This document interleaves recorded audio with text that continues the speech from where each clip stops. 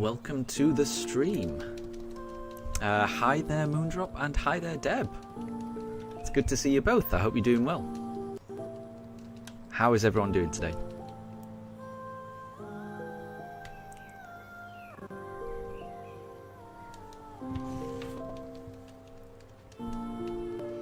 I am here. Hi there Deb. And hi there Moondrop. I'm just scrolling through the chat. There's been more chat than previously. Congratulations Moondrop on doing your first live stream. I'm sorry I missed that. How did it go? And Moondrop, yeah, I can tell you were here for a while. And I'm doing really well.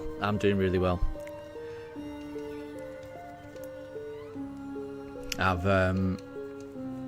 finished work about an hour ago, so I should be able to get about 100 encounters in. I might try and do a tiny bit over 100 encounters, just so that we can get back to a nice round number. So I'm maybe thinking of doing 106, and that'll bring us to 4,550. So that's the plan. Of course, I could do 111, and that would bring us up to 4,555. But I think I'd rather end it on a 50. We'll see. We will see how long it all takes. But it wasn't the first encounter, sadly. And Jody, good to see you as well. And no problem about lurking. No problem at all. You're currently hunting in the safari zone. Well, good luck with that. Good luck. I think I'm planning on doing a safari hunt on this run as well. I don't know when on the run, but I do want to do a little bit of a hunt in the Great Marsh, and I'm anticipating that being quite difficult. I hope yours goes really well, but it is worrying me that those you can wait for a very long time for a shiny, and in the safari zone or maybe in the Great Marsh, a shiny can just run away. So I hope your hunt goes really well, Jody.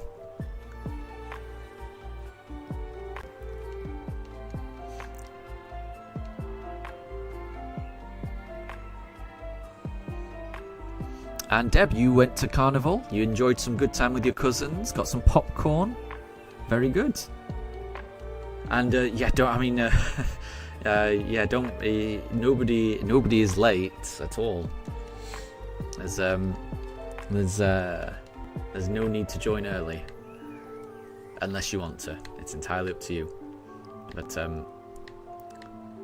yeah, I'd say it's wonderful that you've popped by. Everyone. So yeah, the goal is to get through around 100 encounters this evening. I think this is the only midweek stream I'm going to be able to do this week,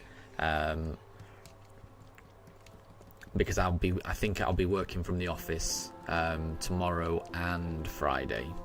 So I suspect the next stream will be on Saturday. So this is the only midweek stream I think I'm going to have time to do.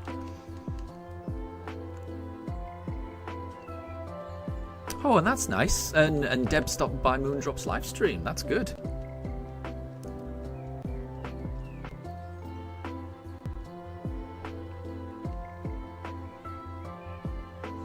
And Deb, yeah, we can do a puzzle if you've got one.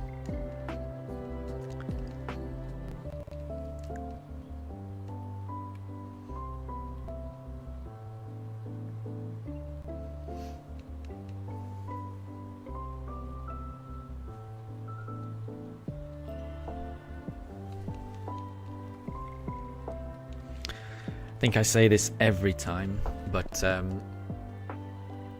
I'm really hoping that I get the shiny this time. Deb thinks we'll get the shiny today. I hope you're right, Deb. I really hope you're right. And I hope the shiny starter comes. There's a chance. 100 encounters is not bad. That gives us a decent chance, I think. So we'll just see. All I can do is just keep resetting, and we'll see.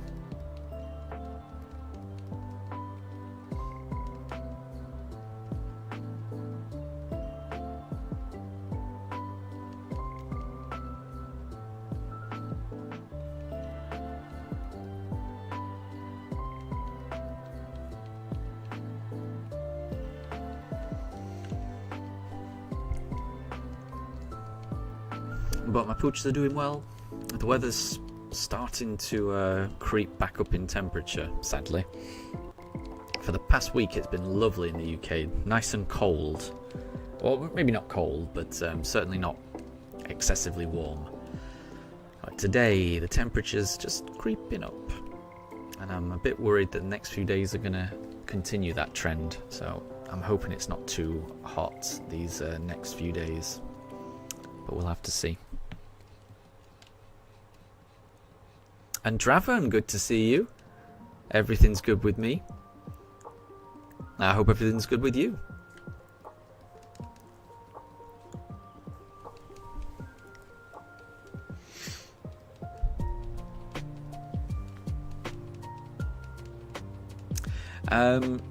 So Deb, before the question, choose shiny Gyarados or shiny Umbreon. Ooh.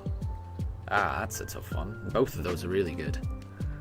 Both of those are really good shinies. I think both of those would be up there. They'd be up there in my top 10. Probably both of them. Ooh.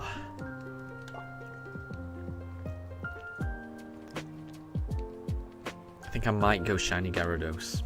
But only just. There's not much in it. I'm a big fan of both of those shinies. I think they're really good.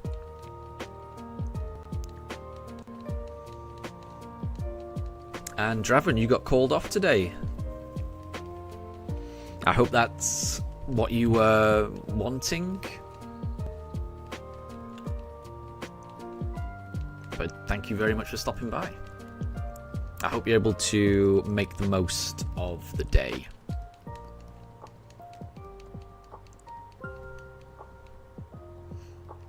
It's always nice to have a day off. I had a day off on Monday, and that was nice.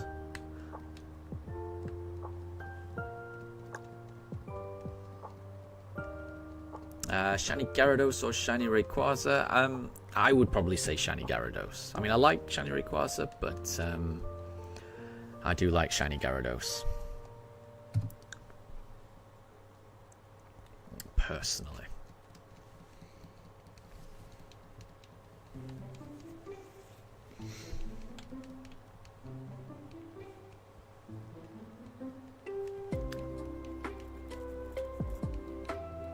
But Draven would say shiny Rayquaza, and that's definitely understandable.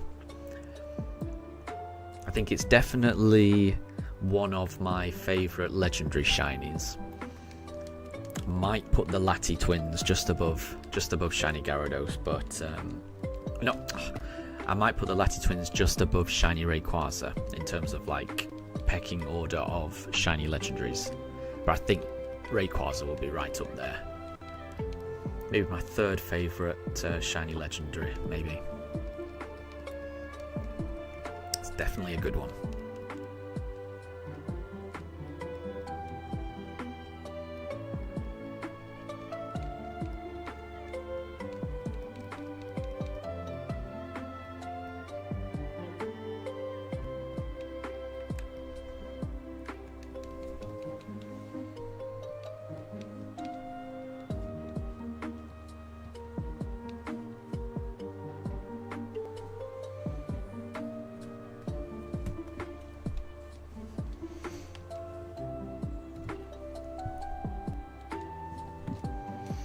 Moondrop, can you have an honest, crazy opinion? I presume so. What do you need an opinion on? Oh, I see. Right. So you're not a fan of shiny Rayquaza. And that's fair enough as well.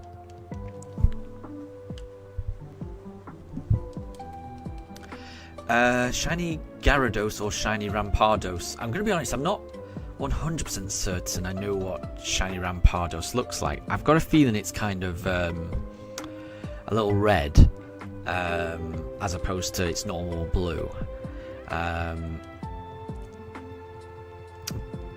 And if it is what I'm thinking in my mind, then I would still stick with shiny Gyarados in terms of my preference. And yeah, I mean, I definitely think shiny Rayquaza is an amazing shiny. I think any shiny that has, you know, like a black variant is generally pretty awesome. But I could see how it wouldn't be for everyone's cup of tea. But I definitely like it.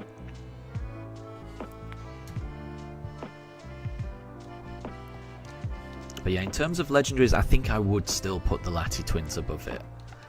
I think as a pairing, I think they're gorgeous. The shinies for Latios and Latias. Oh, that's Deb. That's a lot of options. That's shiny Gyarados, or Haxorus, or Greninja, or Vikavolt, or Mew, or Zeraora, or Metagross. So Zeraora, I don't know.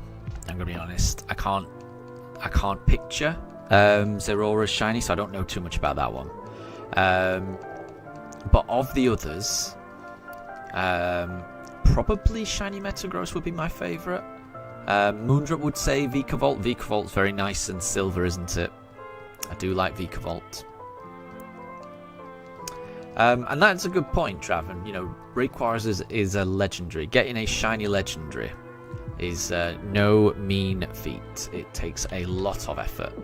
Whereas the shiny Gyarados, especially with the current update and the amount of Pokemon that spawn in the Lake of Rage, or is that what it's called? The lake in Scarlet and Violet. I forget what that's called now. Casseroya Lake. Yeah, not Lake of Rage. I'm getting confused between the red Gyarados from Gold and Silver, aren't I? Casseroya. The amount of Pokemon that spawn in Casseroya probably wouldn't be too difficult to pick up a shiny Gyarados. I mean, I would say to that, shiny Gyarados, it's just such a good design. I love how red it is. It's great. And Katri, welcome back. Good to have you. I hope you're doing well. How are things going with you?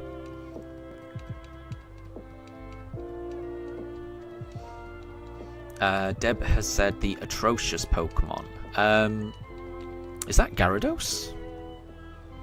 It sounds familiar, the atrocious Pokemon. It sounds familiar. I'll go Gyarados for that one.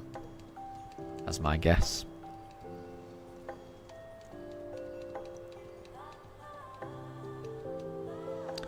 Right, what did I go for last time? Can't remember. We'll try Piplup this turn. And Katri, you're currently playing Minecraft on your Nintendo Switch? Well, I hope you have fun. That sounds like fun to me. That sounds good.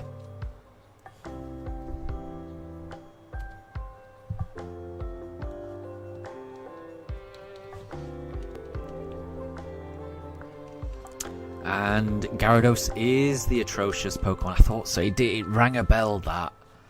It rang a bell.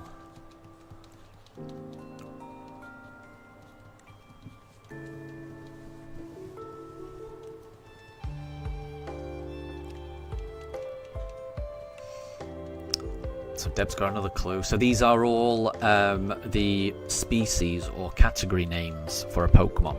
So what that means is, if you've ever watched the anime, when Ash encounters a Pokemon for the first time in the anime, he'd always hold his Pokédex up to it, and the Pokedex would say the name of the Pokemon, and then it would say a couple of words to describe that Pokemon. So it would be, so for example, for the Gyarados, he'd hold it up and it would say, Gyarados, the atrocious Pokemon. And then it would, give some facts about it. So every Pokemon in the game has a couple of words to describe it. So Deb's got the clue of which Pokemon is known as the Transform Pokemon. And Katri has guessed Ditto. I like that guess, and I think I would have guessed that as well. So I'm going to echo Katri and say Ditto. I think Katri's onto something there. And Moondrop, welcome back. Welcome back.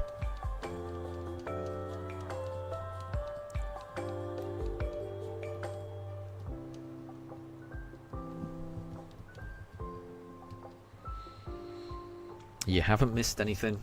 We are still looking for that shiny.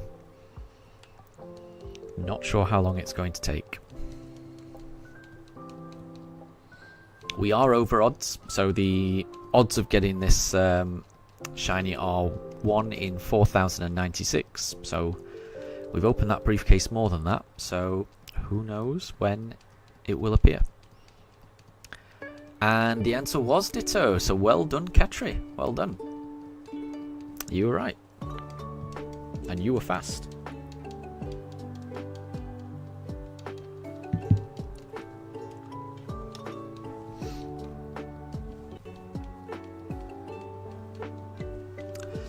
Right, I think I did Turtwig last time. We'll do Chimchar this time.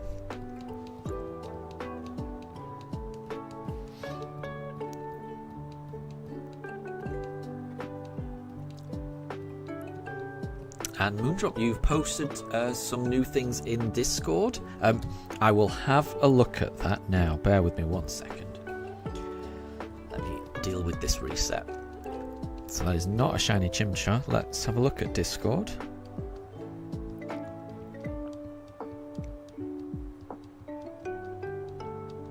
Oh my gosh, you have. You've posted loads. Oh, I don't think I'll be able to look at all of those. There's so many.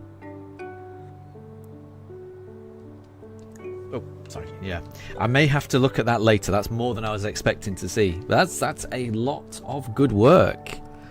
I'll check. I think I'll have to check that out after the stream. There's loads to go through there, and I don't want to just quickly scroll through them. I want to have a look at everything you've drawn. So I will have a look at that after stream, Moondrop. But that looks very impressive. Very prolific. It's good to keep going with art and just draw whatever you're passionate about. So well done. And Calamari, good to see you, and thank you very much for the shiny look. Congratulations, massive congratulations on getting the Dialga. You've had some crazy luck. That is absolutely amazing. I'm very, very jealous. I'm so jealous. It will be really good when you finally get that Giratina, though.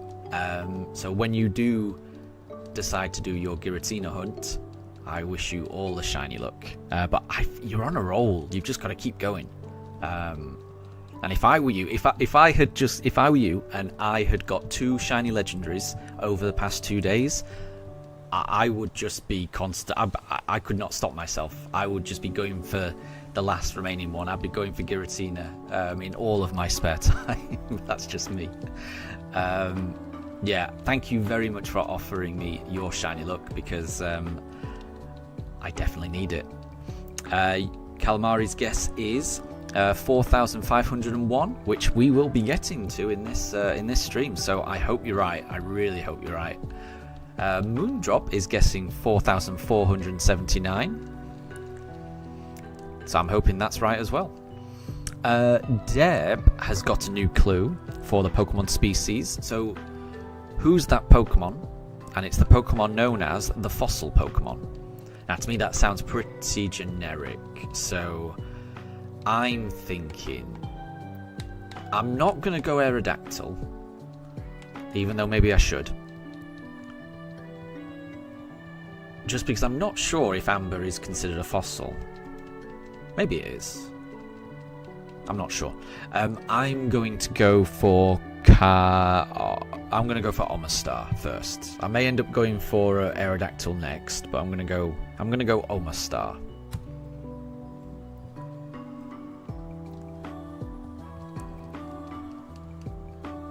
And Calamari, you are in the middle of doing some renovations, and the shinies are really helping with the stress. I'm glad to hear that. Yeah, renovations does sound stressful. Yeah, I'm hoping that's not impacting your routine and your living environment too much. And I hope everything goes smoothly with that, because yeah, I can imagine that being very stressful.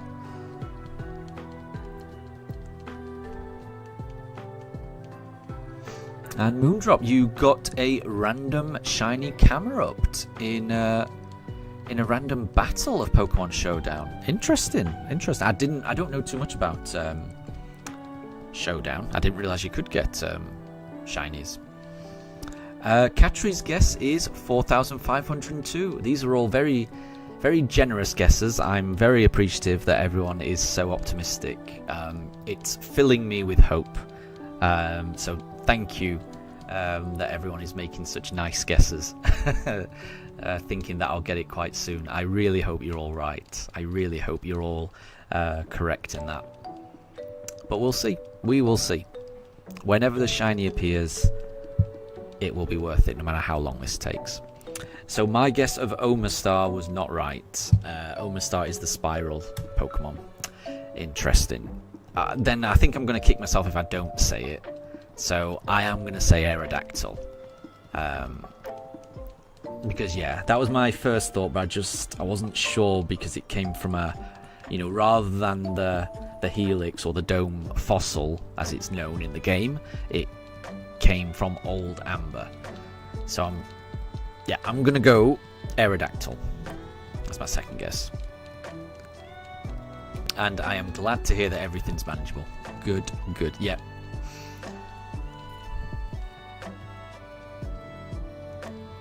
But again, I just want to say I'm really made up for you. Getting shiny Palkia and shiny Dialga so soon after each other, it's a really nice pairing to get. And it really does fill me with hope and inspiration. Because even though this part of my journey has taken a while, it's making me feel better about the rest of my journey. Hopefully the rest of my journey could go like that. I can't wait.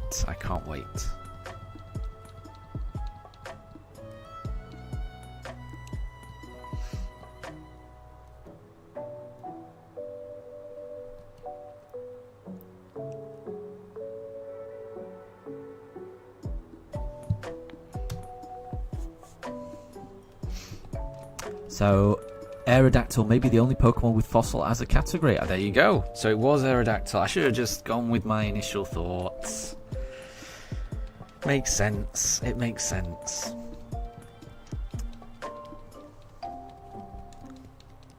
Let that be a lesson to everyone. Always go with your instinct. Whatever your first instinct is, trust it.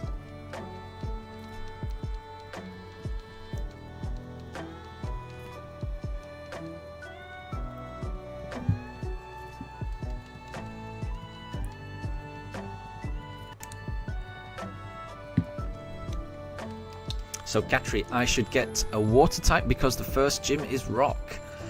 Yeah, so I'm going for a random shiny. So I'm trying to change up which starter I pick. But I think, if I remember right in this generation,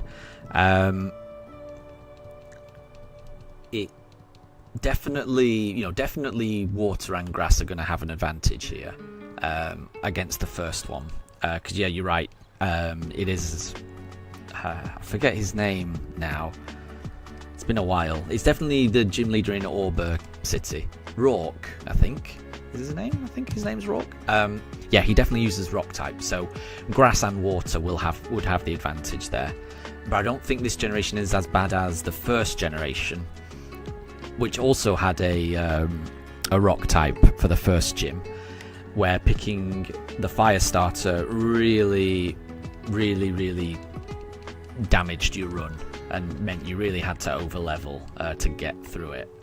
At least in this generation, I think Chimchar gets a fighting move before you reach the gym, or hopefully that's the plan. So I would be very, even though Chimchar would be at disadvantage for that first gym, I would still be happy with it. There's ways around it. I'm sure he gets a fighting move. I can't remember which fighting move he gets, but he definitely gets one. And even if he doesn't, I'm just going to overlevel. If I end up with Chimchar, I'm going to make Chimchar work somehow. Moondrop says he gets Mach Punch before the first gym. That would be handy. Yeah, I'll be happy with that. Yeah, absolutely. Right, I can't remember what I went for last time, but since we're talking about Chimchar, let's select Chimchar. And Calamari, thank you. You can't wait to see me go through and finish this shiny run of mine. Yeah, I'm really looking forward to it as well. Just not knowing exactly what this team is going to look like, how I'm going to manage it, whether I'm going to manage it, who knows. Yeah, I'm excited. I really am. I've got a feeling once I get over this first hurdle, it'll start to pick up speed. I may be wrong on that. This could be. It's not impossible that this is the quickest hunt I do. I'd say it's unlikely, but it's not impossible. We'll just have to see. But yeah, thank you very much. I'm really looking forward to it. I've never done a run like this before in BDSP. It's been a very long time since I played this game. I played it once when it first came out, the remakes. I did play the originals back in the day a fair bit. But yeah, these remakes, I just played it once and then moved on to... I think I moved on to Arceus, or maybe went back to Sword and Shield. I can't remember exactly, but I do remember only playing through this the once. So I've got a feeling there's probably bits I've missed and never seen before. I might be wrong. We'll see. I do know that when I first played through it, I didn't have Nintendo Online. So I don't know if there's, what the multiplayer aspect is in this game. Because I seem to remember the Underground asking whether I wanted to connect online, but because I didn't have Nintendo Online when I first played through it, I never went online, obviously. So I don't actually know what that online feature entails. I'll probably end up playing around with that and seeing what that's like. Yeah, I'm just looking forward to it. I really am. And a large part of that appeal of this run is not knowing what's going to happen. I really like randomness. So yeah. Sorry, I think I missed that earlier, Deb. So Deb's got a new clue, and the clue is the new species Pokemon.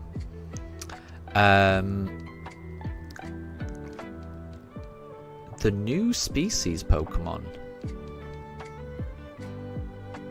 The new species Pokemon. So my first thought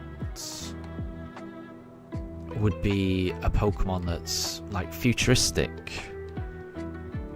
So I'm going to guess Porygon, but I kind of think Porygon would be known by... I would imagine Porygon's entry would be the virtual Pokemon, to be honest. But I'm going to guess Porygon while I try and think of other...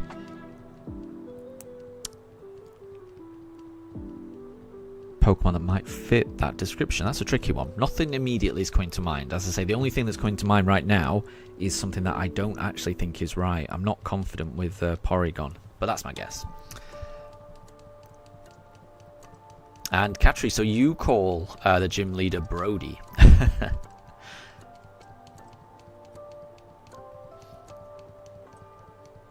And Katri, thank you very much for the shiny look. I really do appreciate it.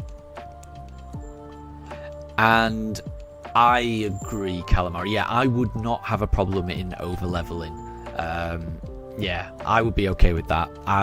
The challenge of my run, I think, is going to be in acquiring the Pokemon. I'm not planning on trying to make this any more difficult for me to actually play the game. So yeah, I'm probably going to adopt that approach. Katri, you're excited for Legends ZA. I'm really excited for Legends ZA. I really... Oh wait, I think I did Piplup last time. We'll do Turtwig this time. Yeah. Sadly, I missed out on the pre-orders for that game from the Pokemon Center in the UK. And the reason I'm a bit upset is that if you pre-ordered through the Pokemon Center, you got a free random plushie of one of the starters, and you didn't know which one it would be, and I was really looking forward to that. So I'm really hoping that they restock that, because I had my heart set on it, and I wish I had pre-ordered it when I had the chance. But I'm really looking forward to it. I will be playing that game in some capacity no matter what. So Deb, Porygon is the virtual Pokemon. Yeah, that makes sense. I was thinking that. So there's only one Pokemon name that has the entry new species Pokemon. Interesting. I'm still thinking about that. And no problem at all, Calamari. Thank you very much for stopping by. I hope the renovations go really well. And yeah, good luck on the Giratina run. You are on a roll. Keep up that streak, and you will have all of the Sinnoh legendaries, and that is an incredible achievement.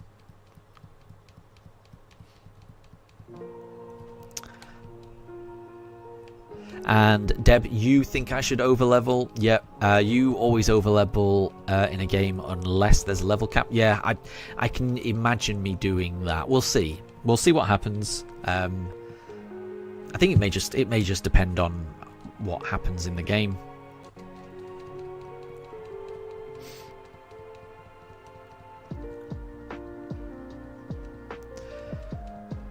So, right, the new species. Is Silvally, like, I don't know too much about the lore of Silvally, but it does look like someone's chopped and spliced up different bits of a Pokemon and stuck it together. I might be wrong in that. But could it be Silvally? That's my my next guess. Moondrop is guessing Poltergeist, that's a decent shout. Katri, should you replay Let's Go Eevee? I think that depends on a lot of things. That does depend on a lot of things. I mean, I really enjoy the Let's Go games, and of the two, I think Let's Go Eevee is my preferred one. I love all the moves that Eevee has. I think it's amazing. I love those games, and I love playing through Kanto. So I think you would have a lot of fun replaying it, because I always have fun replaying those games. The only thing I would say is,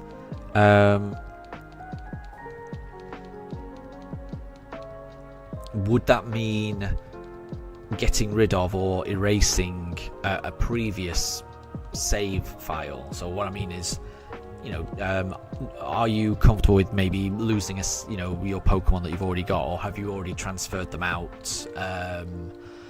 Because the thing with the Let's Go games is, I think you can transfer the Pokemon out, but you can't easily transfer them back in from home. You can transfer Pokemon in to the Let's Go games from Pokemon Go through the the catching park. I forget what it's called, but it's one of those weird games where you can't just pick a Pokemon from Pokemon Home and plonk it in Let's Go. So in that sense, I find it a bit tricky to restart compared to the other games, where I can just transfer all my Pokemon out, start a new game, and then transfer them back in once I've reached the part of the game where you've got enough space in your Pokeboxes to put them all back in again. So Katrine, yours, it wouldn't be getting rid of anything. Then it's up to you. It's about whether you want to play through the game all over again. And I guess it's not for everyone, but I do like playing through a game from the start. My favourite part of any Pokemon game is the very first bit, where you're building up your team and you're getting through the gym badges and you're unlocking different bits of the world, and you're building your team. That's my favourite part of any Pokemon game. So I love starting a new journey. And again, not everyone is the same. But what I really enjoy about starting a new journey is starting a journey with Pokemon that I've never used before. Again, this won't be for everyone, but going through the game, a game that you've played before, but using different Pokemon, using different moves that than what you're used to, it can make it feel like a new game, which is what I like, So it's entirely up to you.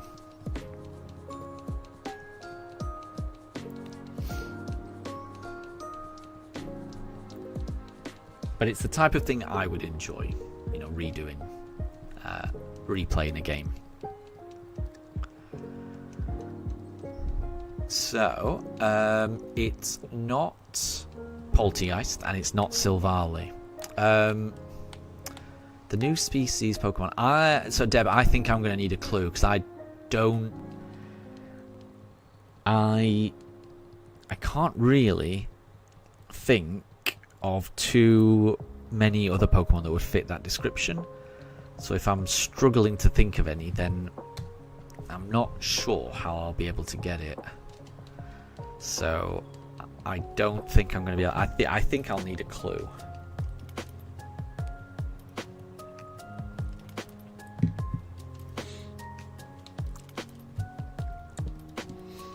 But yeah, Katri, I am really looking forward to replaying the Let's Go games. It's just I've got other things I need to do before then. I obviously want to play through Shining Pearl, like I'm doing now. I want to get to the end of this game. After that, I want to play through Legend ZA. And then after that, I think the next game I play will probably be Let's Go Pikachu, because I did play on Let's Go Eevee very recently. So I'm looking forward to playing the Let's Go games again. My plan for playing the Let's Go games is to kind of mimic Ash's journey in the first couple of seasons of the anime, so only catching Pokemon that Ash caught on his original journey through Kanto. So my plan is to catch a Caterpie, a Pidgey, a Bulbasaur, a Charmander, a Squirtle, maybe a Mankey. I can't remember what is a version exclusive and what isn't. Yeah, maybe a Mankey, maybe a Krabby, maybe a Muck, and quite a lot of Tauros. All of them shiny as well. So all of these are shiny that I'm going to be catching. And also only evolving them up to the level that Ash got them up to when he first challenged the Pokemon League. So I think I'll have to rewatch it, but I don't think Ash had a Pidgeot at that point. I think he only had the Pidgeotto. I'll have to double check that. But if that's the case, then I would only level up the Pidgey to the Pidgeotto and no further. I definitely wouldn't evolve the Squirtle or the Bulbasaur. They would stay the same. But he did have a Charizard, so I would evolve that one. And yeah, so just doing a shiny only run, but doing it similar to how Ash went through his first journey, but with shinies, really. So I'm really looking forward to that. But again, it's a little way away. I think at the rate this is going, that is going to be a next year thing. And Katri, so you never actually finished your first ever Let's Go Eevee game? Oh, I mean that's up to you. So yeah, I like those games. I think they've got a. I think they're worth finishing.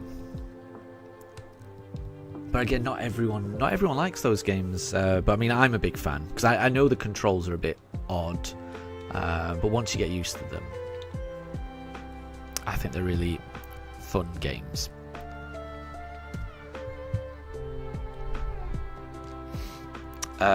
Hint: total BST 600 and can learn a huge set of moves. If you give any more hint, it's too easy. So I'm assuming BST means like stat total. And it can learn a lot of moves. So I'm assuming that means it's a legendary. That sounds like a lot of stats. I might be wrong, but that sounds like a lot. I don't know too much about stat totals, but sounds like a lot. Learning a lot of moves. Well, there's one legendary Pokemon that is known for that, for being able to learn every single TM in at least the original incarnation of the games, and that was Mew. So I'll go with Mew.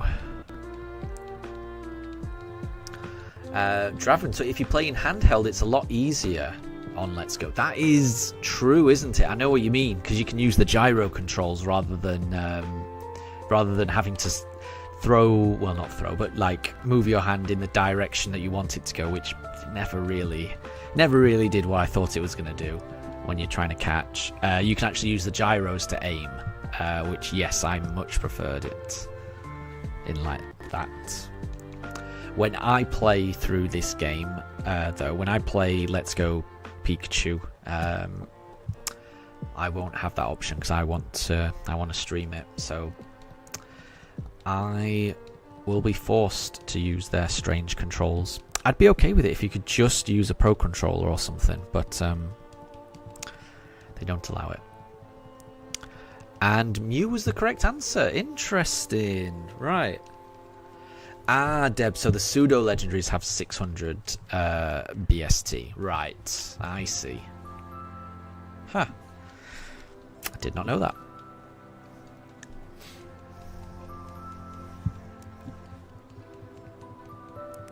So the new species Pokemon, that's strange. I am surprised. I would have thought out of any of them, out of Mew or Mewtwo, surely Mewtwo would be the new species Pokemon because Mewtwo was cloned from Mew.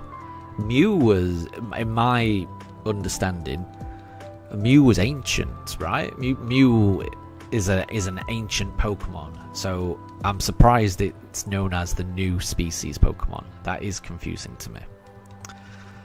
Bear with me. So let's pick. I forgot which one we'll go for, so we'll go for Piplup. Mello, good to see you. I hope you're doing well. I hope you're doing really well. Everything's good here. Had a decent day at work, and it's very nice to unwind from that day of work with some shiny hunting, which hopefully goes well, and hanging out with my dogs. But yeah, I hope you're doing well, Mello. I saw that you had recently started a shiny hunt in Diamond and Pearl as well, if I'm not mistaken, but you're shiny hunting in the original Diamond and Pearl, which has a much higher chance, it has a much higher probability, which means it's far, far, far more difficult to find the shiny. So I think the odds that you're working with, Mello, are 1 in around 8,000, isn't it? That's what you said. Which, all the very best of luck to you in that search. That seems very tricky. So definitely all the best of luck, and I really hope you get that. I really hope you get that one. Deb's got a new clue for who's that Pokemon. So the clue goes the 5-star Pokemon. I would imagine that would be Staryu, because Starmie has a few more points than just 5, whereas I think Staryu is just 5-pointed. So Mellow, you're playing Platinum. Very cool. Very cool. I never had that game. I never had Platinum. So yeah, it's cool that you've got that. And you're hunting a Chimchar, but you're also triple hunting, so you're simultaneously also hunting a Zapdos and a Mewtwo on Let's Go. Well done. So I mean that takes a lot of concentration, but hopefully that saves you some time. So yeah, really best of luck. I hope you get them all. I mean, I really hope you get that Mewtwo. You deserve that Mewtwo immediately. And yeah, I hope you have good luck in all the rest, but I really hope you get that Mewtwo as soon as possible.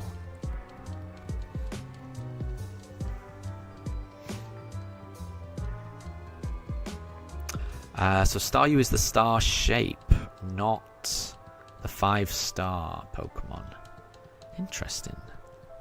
I'm going to be honest, the 5-star Pokemon does sound familiar. It does sound familiar. I feel like I've heard that before. I mean, because it's also shaped like a star, I'm gonna say Jiraki, but I'm not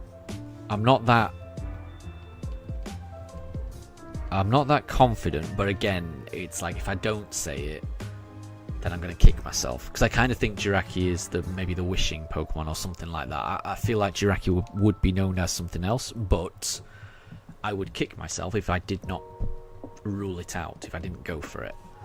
So yeah, what I'm thinking, maybe Jiraki.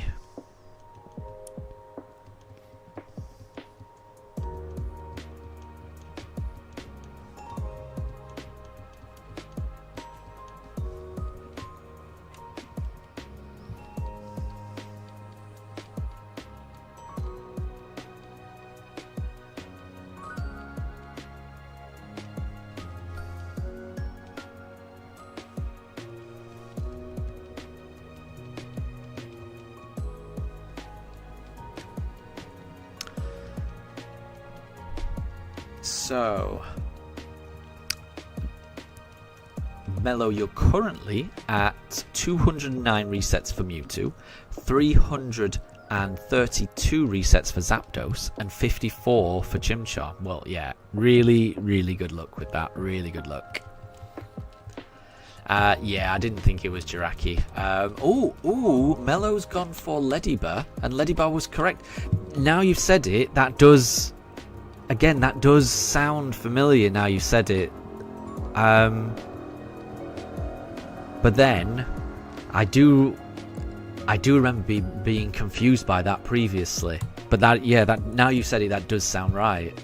I wonder why it's known as the 5-star Pokemon. I don't think it's got any stars, but that does sound right. I'm definitely not disputing it, because as soon as you said Leddybar, it's like, yeah, something about that is right.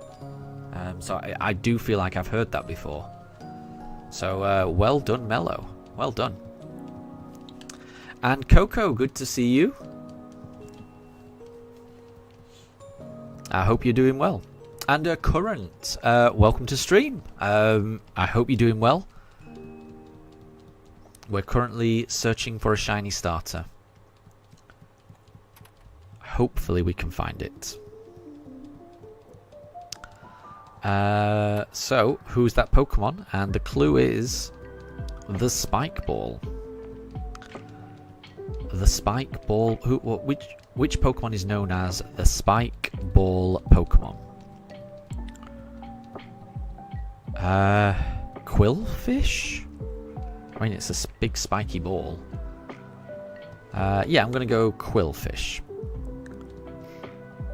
And Pikachu, welcome to stream as well. I hope you're doing well. And Deb says that Ladybar has a star pattern with the black dots on its back. Interesting. I see. Yeah, I would not have got that. Ooh, Mellow's going for Togepi for the Spike Ball Pokemon. Interesting. The top of its head is a little bit spiky, so I can see that. I can definitely see that. I would have imagined it would have been known as like the egg Pokemon or something, though. But it definitely could be. It could be Togepi. It's a tricky one. The Spike Ball. What other Pokemon might be known as the Spike Ball?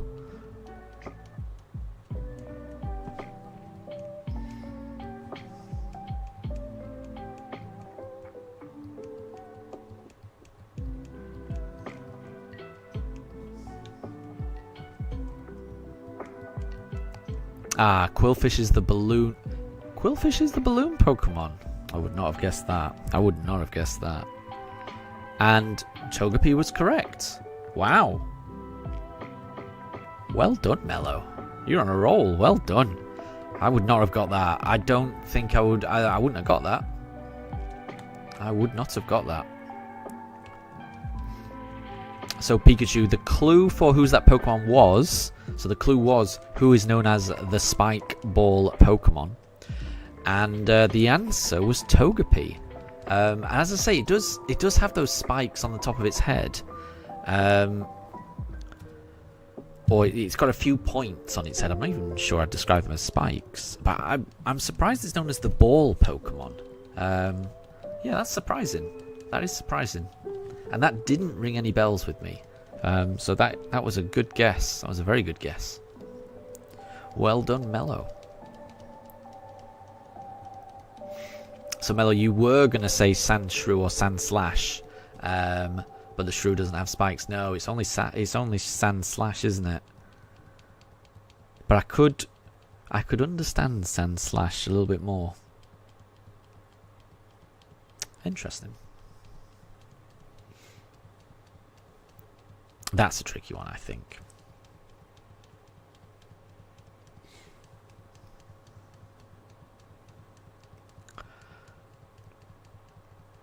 Coco, did I see your new video? So I saw a video. I don't know if it was the most recent one. I think I remember watching one of your videos earlier this morning. And it was the most recent one. So I watched a video this morning of yours, and it was a video of you getting one of these riddles right. I forget what the answer was. I can't remember what the answer was, but you definitely got one of the riddles right, and that was what the short was. And I thought that was very good. I'm pretty sure I commented on it. So if that's your most recent video, then I've seen it. If you've done a video more recently than that, then no, I've not seen it. But I will try and watch it after the stream.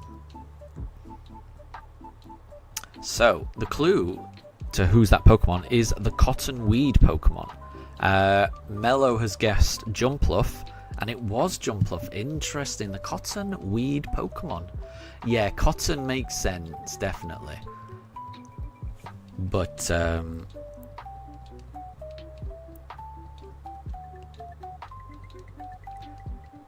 tricky.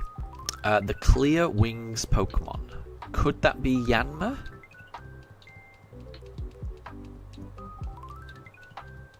I'm trying to think of a Pokemon with clear wings. Because they usually don't have clear wings, do they, in Pokemon? So I'm imagining it's got to be some kind of bug Pokemon. Right, let's go Piplup.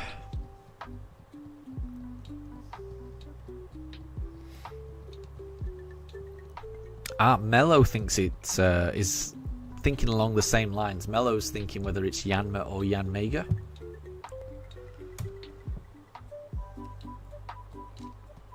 Yanma is correct. Well done, Mellow. Well done.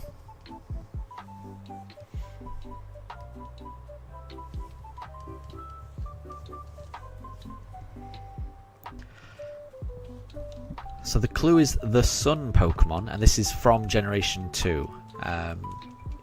which is a helpful specification because I think in Generation 3, Solrock is also known as the sun Pokemon from previous questions, I think.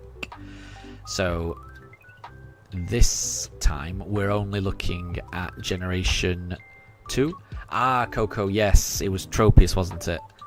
So what I mean by that is the short that Coco put out on their channel was Coco guessing an answer right, and the answer they got right was Tropius.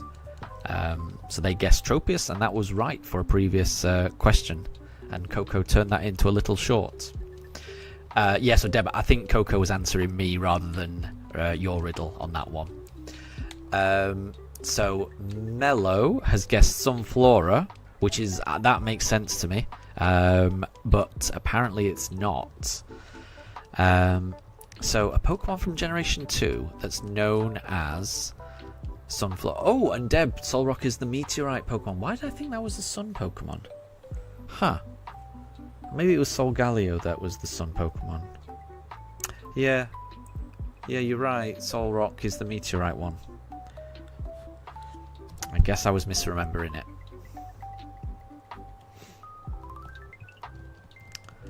So, a Pokemon that's known as the Sun Pokemon. Oh, what about... Ah. So Mello's guessing Sunkern, the pre-evolution of Sunflora. That makes sense. I might guess... I'm trying to think of a Pokemon that evolves using the Sunstone in the second generation. And I think Blossom evolves using that. So how about Blossom? And it might just be named the Sun Pokemon because of it uses the Sunstone in order to evolve.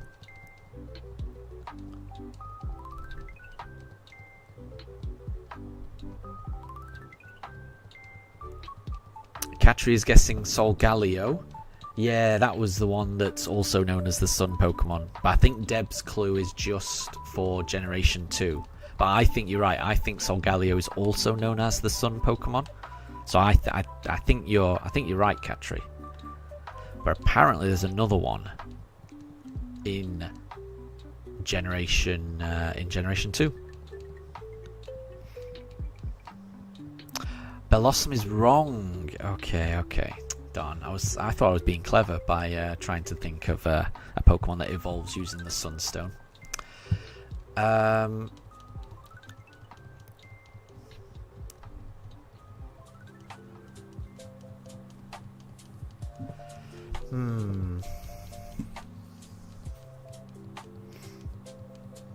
Oh, Mello's guessing Meganium. It's a good guess.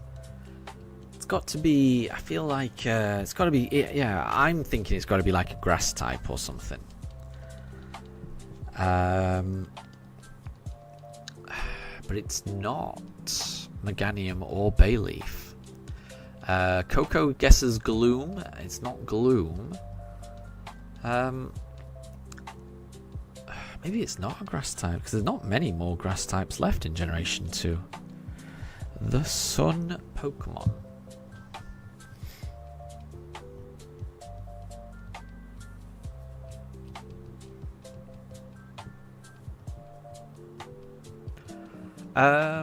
Well, okay. How about in Generation 2, it introduced two different types of Eevee evolution. One of them was Umbreon, which evolved during the night, and that's often known as like the moon Pokemon. Whereas Espeon evolves during the day. So how about Espeon? Because I don't think it's a particularly good way to describe it, but it does evolve during the day, and the sun is out during the day. So we've had some guesses of Skiploom, Hoppip, Ho-Oh, but none of those were right. Moondrop's guessing NT. Mellow's guessing Espeon as well, which is along my lines of thinking.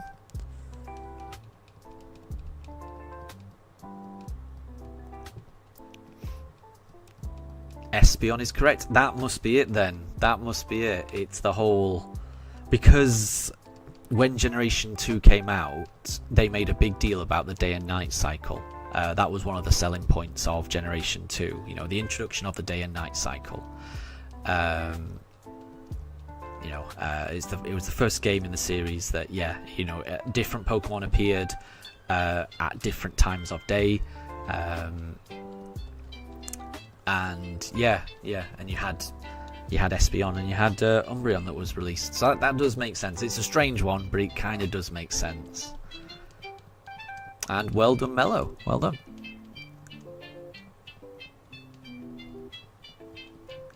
And Coco, don't say it, Pugs. Espeon is a friendship evolution. It is a friendship evolution, but it's a friendship evolution that only happens during the day, as opposed to a friendship evolution that only happens at night.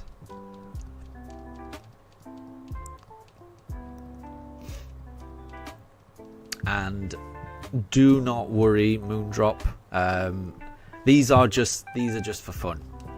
These are always just for fun. These quizzes are never to be taken, you know, seriously or anything like that. It's all just for fun. So Deb's got another clue. Who is that Pokemon? The clue is the fairy Pokemon, and this is specifically a Pokemon from Generation 2.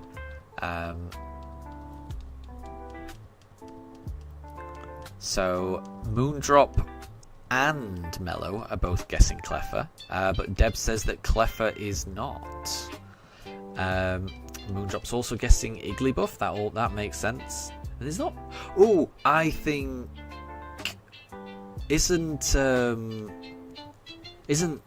know Snubbull eventually becomes a fairy type, I think, but maybe part of the reason it became a fairy type was because of its entry as the fairy Pokemon. I might be wrong on that. I'm going to go Snubbull. Yeah, Mellow's gone for Snubbull as well. So again, we're thinking along similar lines, I feel. I'm going to go Snubbull.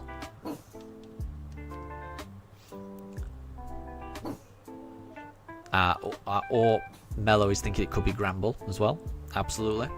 But yeah, I'm gonna guess Snubbull. Moondrop's guessing Togepi, but we had Togepi a little bit earlier, and that was the Spike Ball Pokemon, which was very surprising. And Snubbull and Gramble are correct. Well done, Mellow. Well done.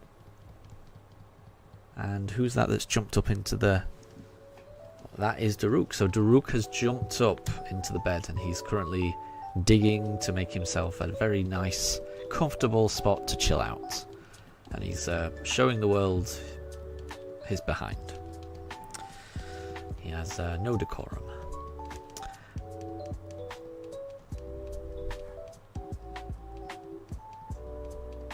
And yeah, not a problem at all, Moondrop. Yeah, I mean, you were not to know that Togepi had come up previously. So yeah, so don't worry.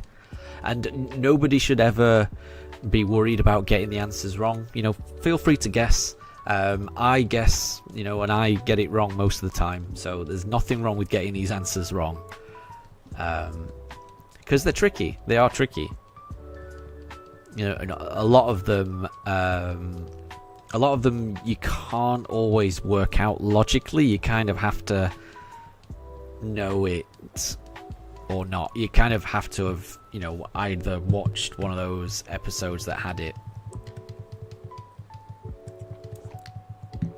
Okay, the pig Pokemon. I think I might know what this is. So I'm assuming that we're still in Generation 2. I might be wrong, but I'm assuming that. And if we are, I would go with Swinub on this one.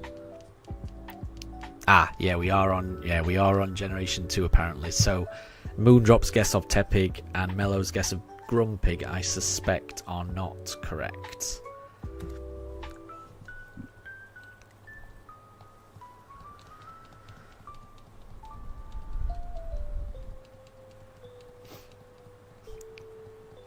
And yeah, Mellow and Coco, yep. Nice view. And yeah, he's showing the world. He is. He's relaxing now, though. Coco is guessing Mankey. Mellow's guessing Pillar Swine. That makes sense as well. That makes sense as well. And it was Swineups. Well done. Well done, Mellow. That's pretty... That's the same thing for me. If you get it within the evolutionary line, I think that's a win. I take that as a win. Moondrop, you were thinking Maril. So I think I might be wrong, and someone in chat will correct me if I am wrong. But I think Maril is the mouse Pokemon, which is strange. Oh, Deb's got another, and this is from Generation 2, and this Pokemon is known as the Jet Pokemon. I'm surprised about that, because I guess when you think of that, you think Garchomp, but that's not in Generation 2.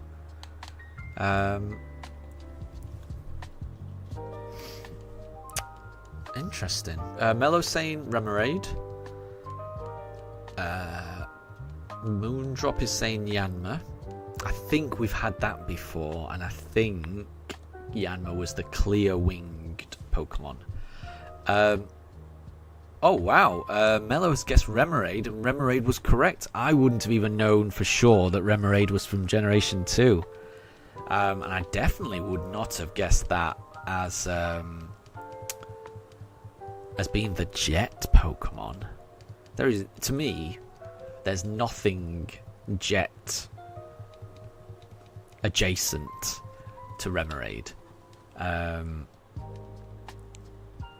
I did hear a rumour about Remoraid that its initial design was designed to look very different to how it ended up. And that it was designed to look like a revolver, so it a pistol or revolver. So it had like so that the body that you see now, it has where its gills are. It kind of looks like the barrel of a revolver that kind of spins around, and where you'd put the ammunition. And then its original design it had like its tail would go down, and that would look like the handle. And that was meant to tie more into its evolution of Octillery, which that's original design was meant to look more like a tank. I don't know how true this is, but I've seen some images online of Remoraid looking like a handgun and Octillery looking like a tank with its legs curled up to kind of look like wheels almost. It's hard to describe. They're very odd images, but you can kind of see it, I think. So sorry for that diversion.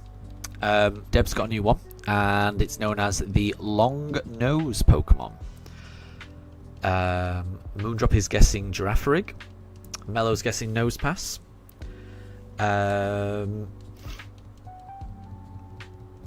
And Mellow's guessing Fanpy or Donphan, and it was Fanpy. Well done, Mellow. That makes sense. That definitely makes sense. Fanpy definitely makes sense. So well done, Mellow.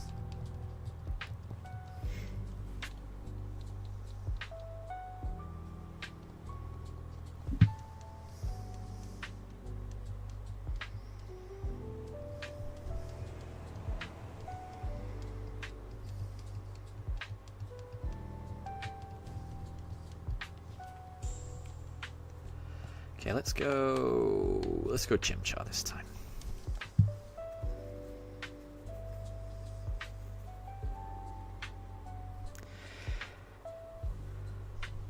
So Deb has got a new Who's That Pokemon, and the clue is who's that Pokemon that is known as the Scuffle Pokemon. And Raiden, welcome to stream. Good to see you again. I hope you're doing well. Mello is guessing Tyrogue, which I think that's a good guess.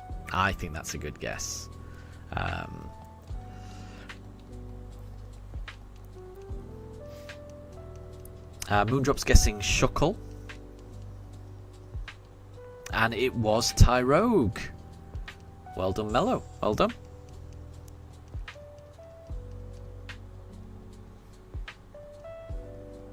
And don't worry, Katri. Don't worry.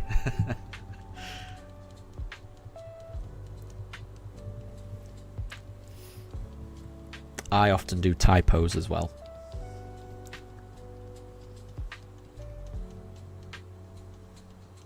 Sometimes autocorrect can be a problem as well.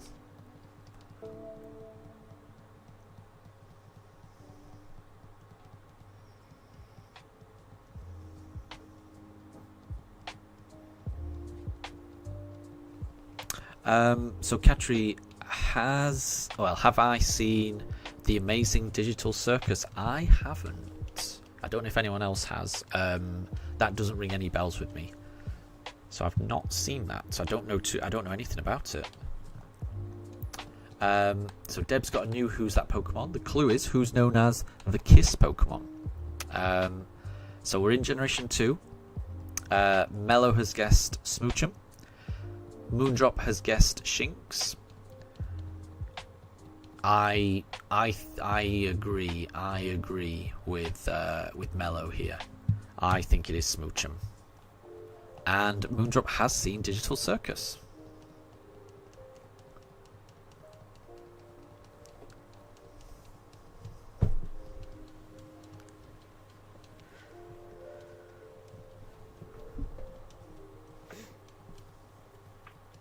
And Current also thinks it's Smoochum. And it was Smoochum. So well done, Mello. Well done, Current. I would say well done, Moondrop as well. Because I know you said Jinx, but that's pretty much the same. Anything within the evolution line, I would say, is correct. So yeah, well done, Mello. Well done, Moondrop. And well done, Current. You got that one correct.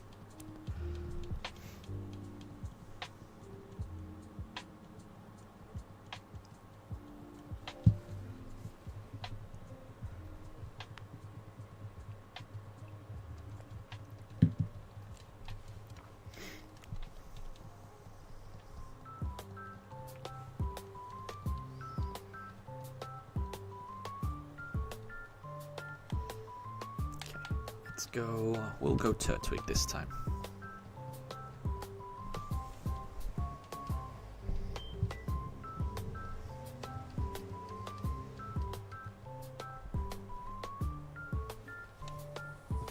Nope. The human-shaped Pokemon, says Deb. So who's known as the human-shaped Pokemon? And it's Generation 1. That I think that's Jinx, because it rings a bell. Yeah, human-shaped Pokemon rings a bell to me. So whatever the answer is, I'm gonna be like, oh yeah, that's right. But for some reason Jinx is ringing a bell with me. Mello is guessing Hitmonchan and Hitmonlee, and also Jinx. And it was Jinx. And Coco guessed Machop, but yeah, it looks like it was Jinx. Yeah, that did ring a bell. So well done, Mello.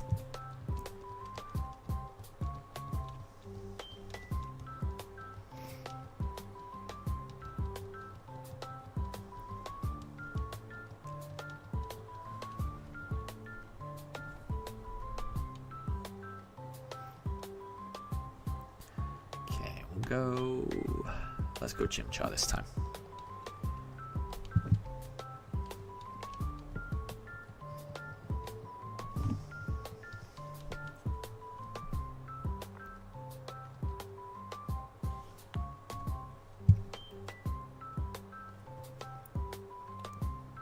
So, which Pokemon is known as the hard shell Pokemon? And this is from Johto from Generation 2.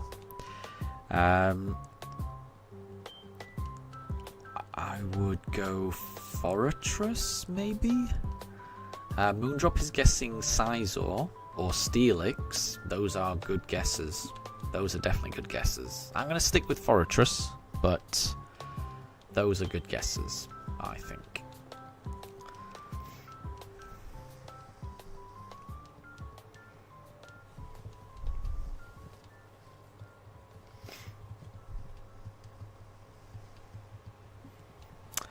But it's not.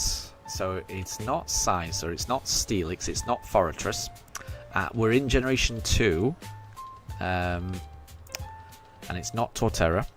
Coco's guessing Fortress, but I think that was incorrect. Because I guessed that. I thought it was Coco as well. I thought it was Fortress as well, Coco. But apparently it's not. So what could be known as the hard shell Pokemon in Generation 2? Oh, what about Shuckle? What about Shuckle? It's got to be Shuckle, surely.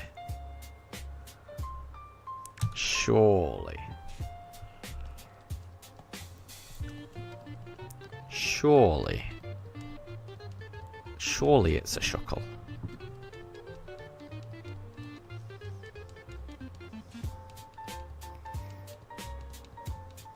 It's got to be. Yeah, I thought it was you, Coco. No, I got my words mixed up. And it's not Shuckle. Oh, shucks. It's not Shuckle. So what else has a hard shell in Johto? What about the middle evolution of Tyranitar? So you got Larvitar, Pupitar. What about Pupitar? Because that's got a hard shell.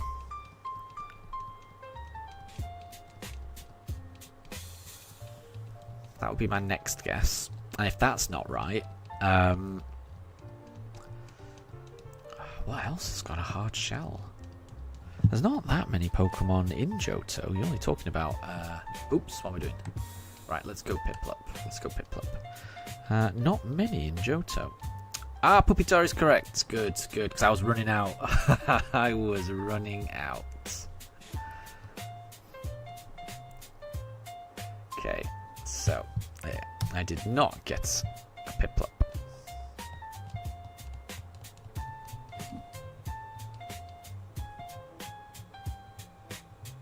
Oh, and I didn't see that. Moondrop went for Tyranitar.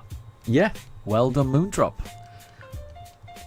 I missed that answer, so thank you for pointing that out. Yeah, Moondrop went for Tyranitar, and that's in the evolutionary line. So, well done. We both got that one.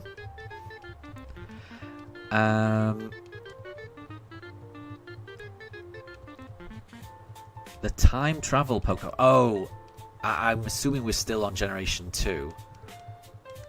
So I'm going to go Celebi for that one. Katri is guessing Palkia. Moondrop's guessing Dialga, but it's not.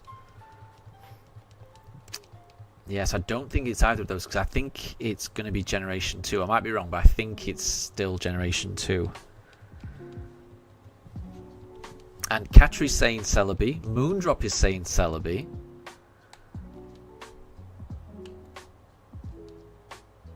And Celebi is right. So well done, Katri. Well done, Moondrop. You both got that.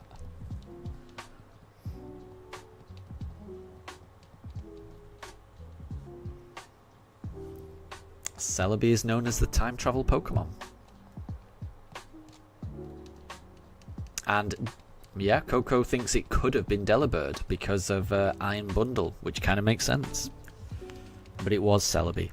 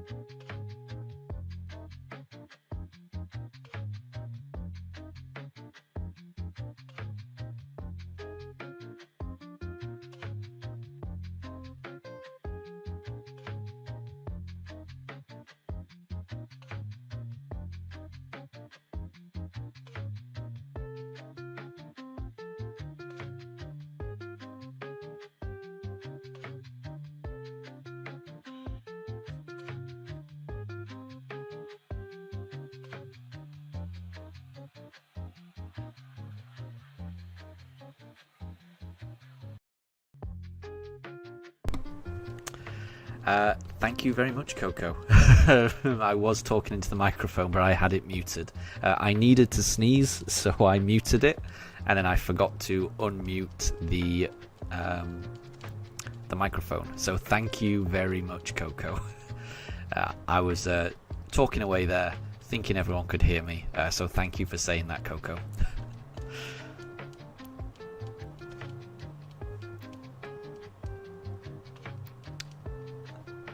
So I'll repeat my guess, because I think when I said it, I had it on mute. How about Plusle or Minun, Deb? I think of those as using helping hand and cheering on their partner. So I'm going to go Plusle or Minun.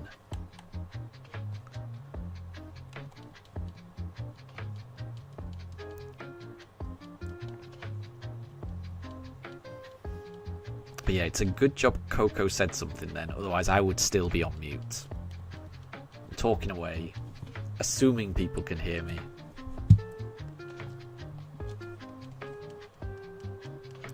And Plusle was correct. Ah, great. I thought it was. I wasn't 100%, but I had an inkling. So I must have heard that somewhere.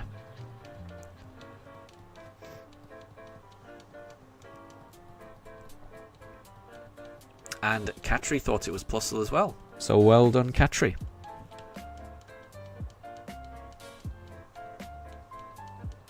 And Coco said Minun. So well done, Coco, as well. You were both right.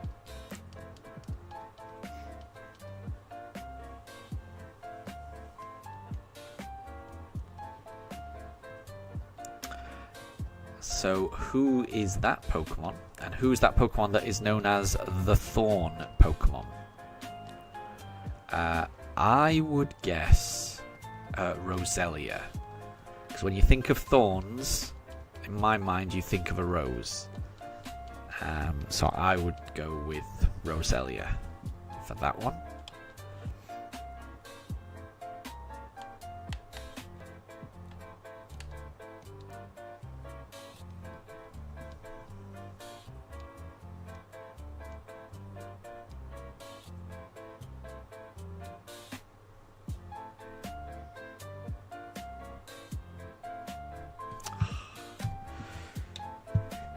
And we are approaching 4,500 encounters, so we're almost there.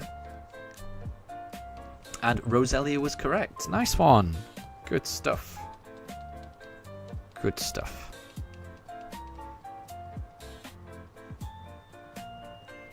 And that is no problem at all, Coco. Yeah, if you need to carry on playing, then don't worry.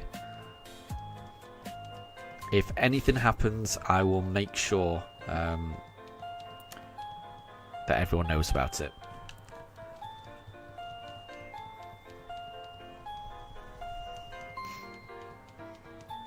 The Savage Pokemon.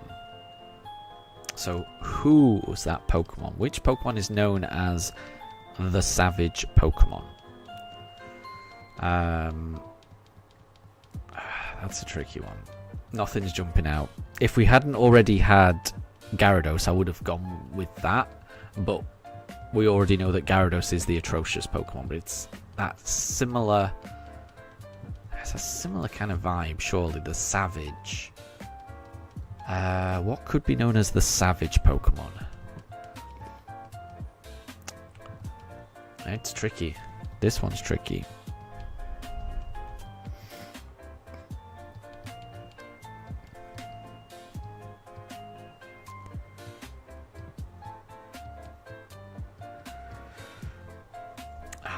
Well, it wasn't a Chimchar.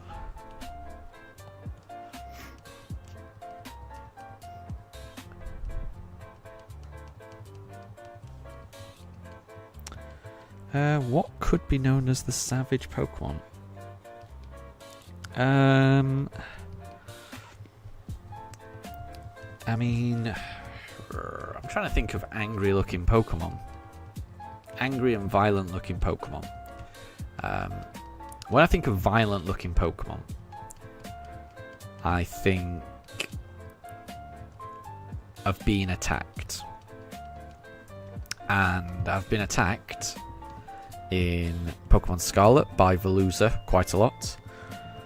And in Pokemon Sword and Shield, I got attacked by Sharpedos quite a lot. And Deb is saying Generation 3. So in that case, I'm going to go with Sharpedo. I'm going to go Sharpedo. Right. Are we going to get a shiny on encounter number 4,500? Let's see.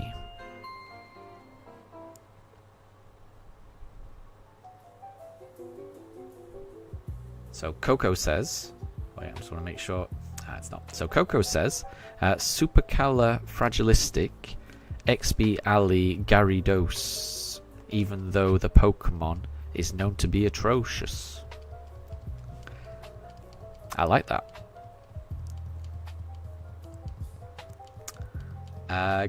Katri, guess what you want for Christmas? Ooh,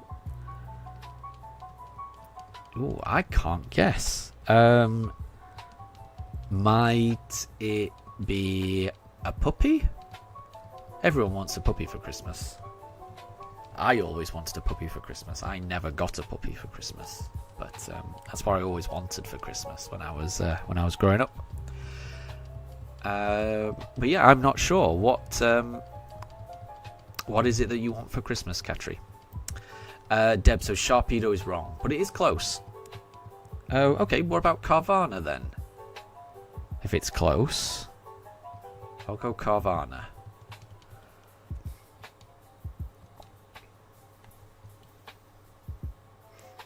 Oh, and Katri, you want a 3DS with Pokemon Sun to go with it?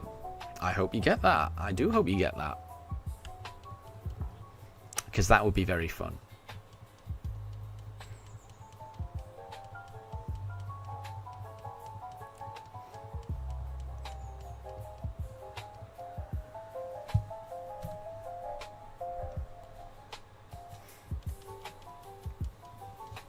Because yeah, I could imagine getting a 3DS, and that would be very fun with a Pokemon game like with Sun or Moon, or X or Y, or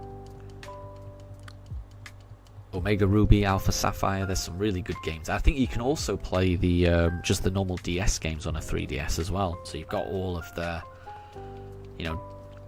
Diamond, Pearl, Platinum, Heart Gold, Soul Silver, Black, White, Black 2, White 2. It can play so many games. The 3DS is a good system. I just wish you could play it on the TV. That's the thing. I'm so spoiled with the Switch. I love just being able to just play Pokemon on the big screen now.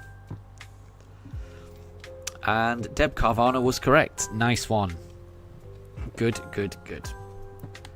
And Katri, you've already decided on who your starter's going to be, and you will be choosing Litten. Yeah, that will be good.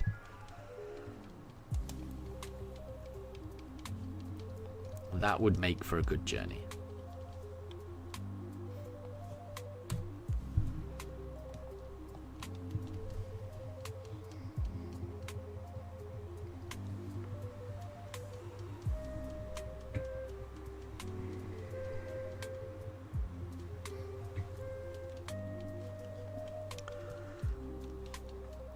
So we've just gone through encounter 4,502. We're going to do another 48 encounters this stream to bring us up to 4,550. So I think that should take us just over an hour. And Katri, you've already decided little Litten's name, and he or she shall be known as El Tigre. Nice. It's a very good name. A very good name for a Litten. Oh, I really hope you get that 3DS and Sun or Moon.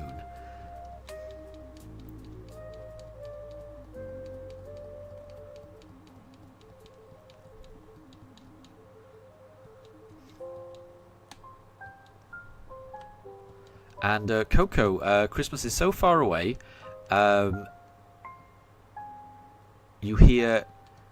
You say you'll never walk alone, singing "Don't be afraid of the dark in your heart. You're gonna find a way home." Wow.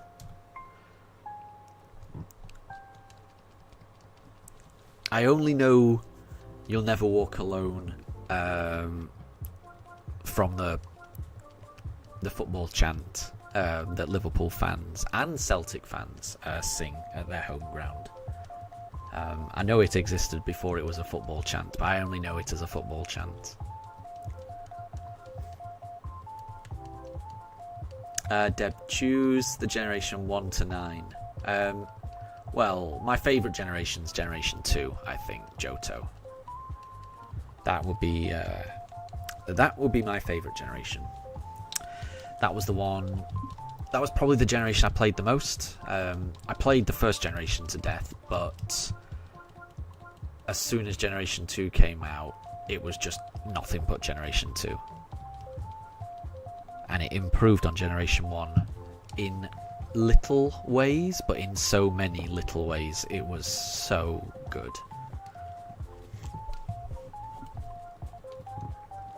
And it was backwards compatible. You know, you could trade Pokemon from the first generation to the second, so I didn't feel like, I felt like I was continuing my journey. It was so good. Oh, Deb, you're asking about the for the Pokédex questions. I see. Sorry, I thought you were just talking about choose my favourite. Sorry. Well, in that case, how about Generation 4? Since that's the generation that we're playing right now.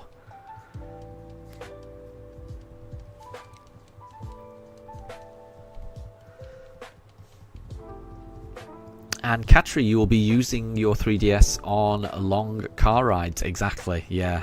Pokemon is perfect for that. Absolutely perfect for long car rides. Yeah, I love just playing Pokemon on my commute to work.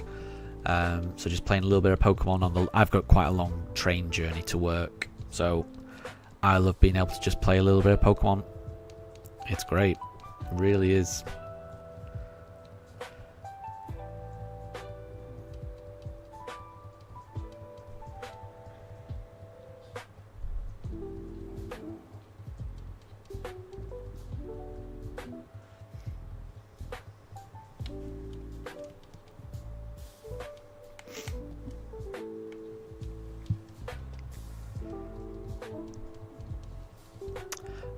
Choose any Pokemon from Generation 4. Well, how about oops,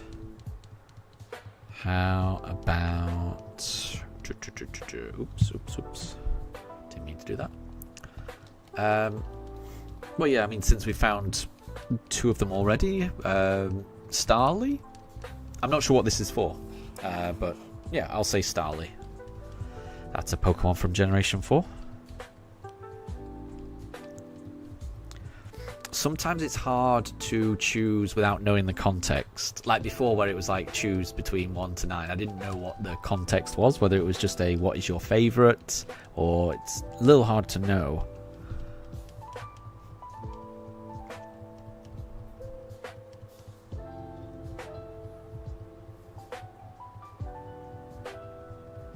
And Coco, I feel like Coco is singing a song. I don't recognize the song.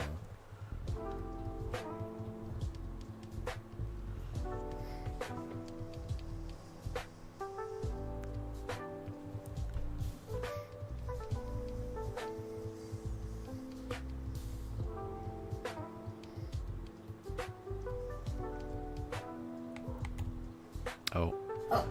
So Daruk just heard a dog bark outside. He saw him suddenly wake up there.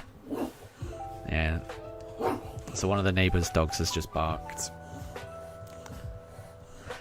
That always that never goes down well with my dogs. Hopefully he calms down.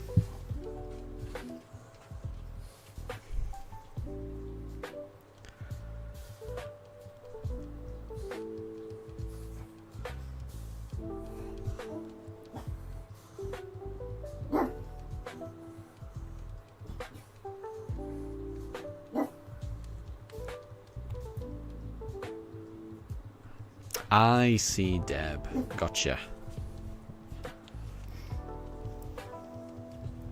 So Starly will be the starting point to check decks, and you'll be increasing the Pokédex number now. So these answers are likely to be from the Generation 4 Pokédex.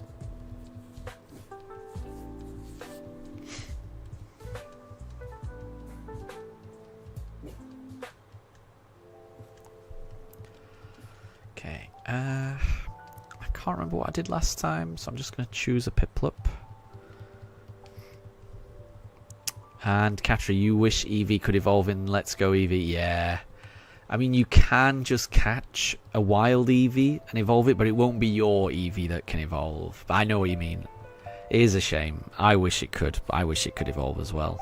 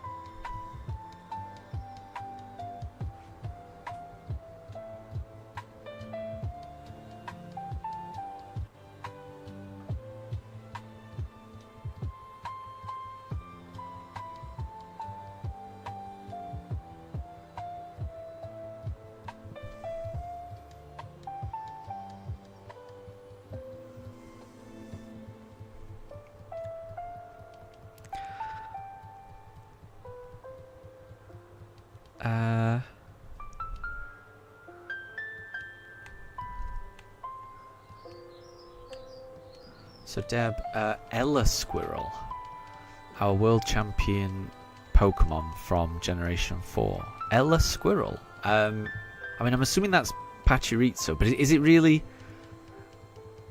Because that's not.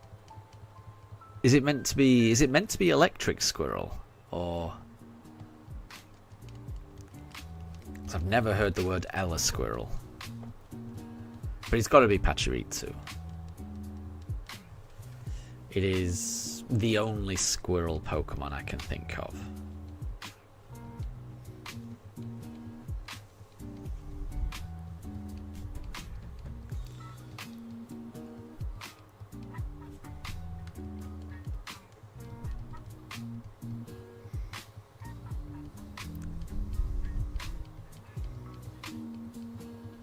Oh, Katri is guessing Garchomp. Garchomp is definitely a champion.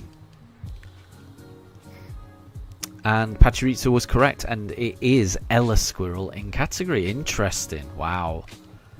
It's strange that they would use that word to describe it, because that's not even a word. That's interesting. You can see what they were trying to go for. Electric Squirrel, I guess. But, very odd. Right, let's go Turtwig.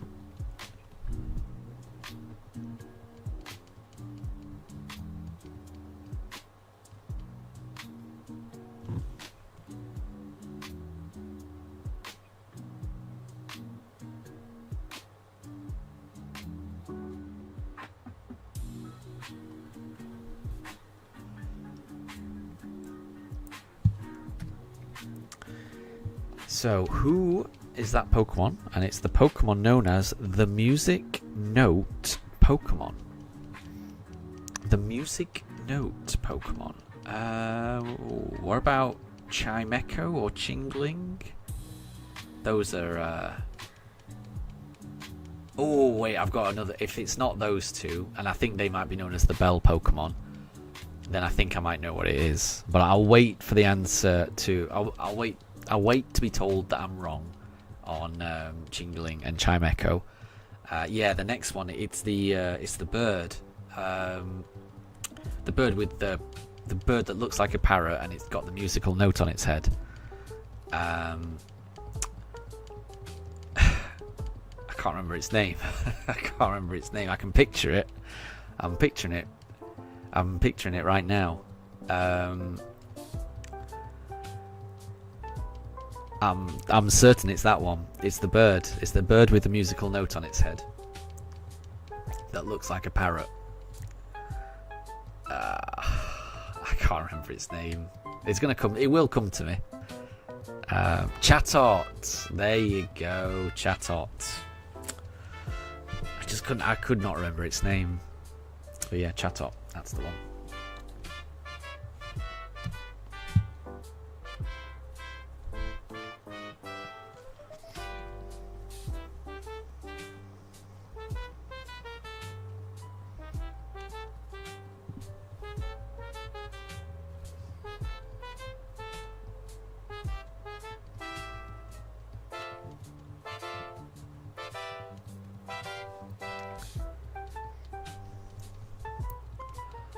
The Mac Pokemon. I think I know this one.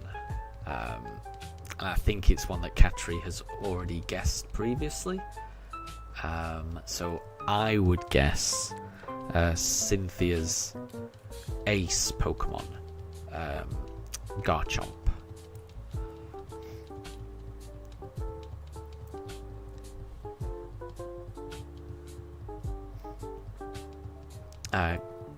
Katri's guessing Machamp, Coco's guessing Nincada and Durant, but Deb's saying it's not those.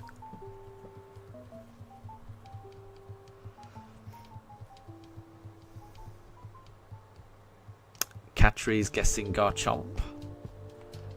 And it was Garchomp. Well done, Katri. Well done.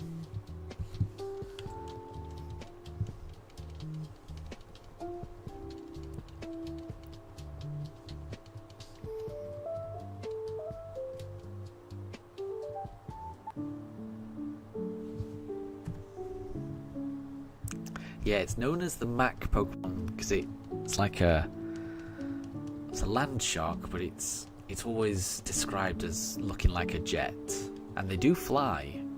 Strangely, if you've ever played Scarlet and Violet, they do fly. So, which Pokemon from Generation 3 is known as the Scorpion Pokemon? I would go Skorupi. And Coco, you were not actually guessing, you were just saying that you confuse those two. Yeah, they are easy to confuse, Nincada and Durant. They do look very similar, don't they? I agree.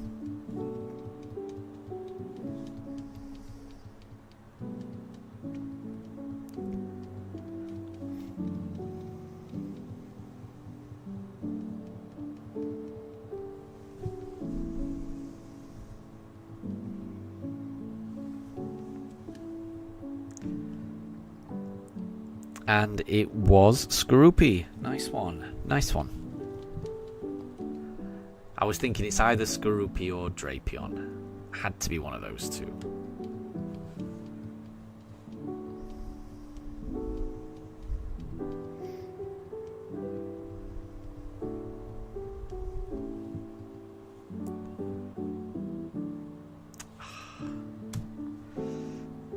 I've not got a shiny Piplup. So we're going to do another 38 encounters. That would bring us to 4,550. Let's see if we can get it. Katri, you were thinking Scruppy as well.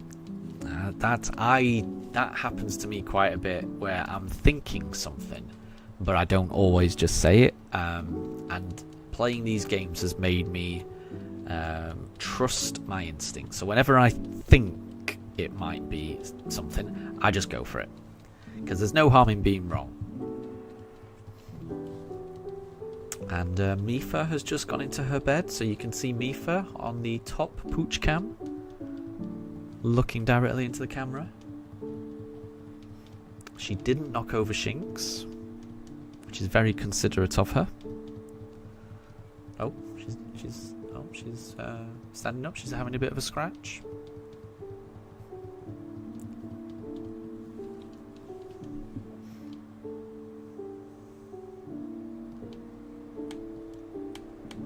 She's having a think about what her next move is going to be. She's looking up. She's turning around, getting more comfortable, and now she's going to go to sleep. She's found the perfect position, and now it's snooze time. So I didn't get a shiny Piplup, but maybe I'll get one next time.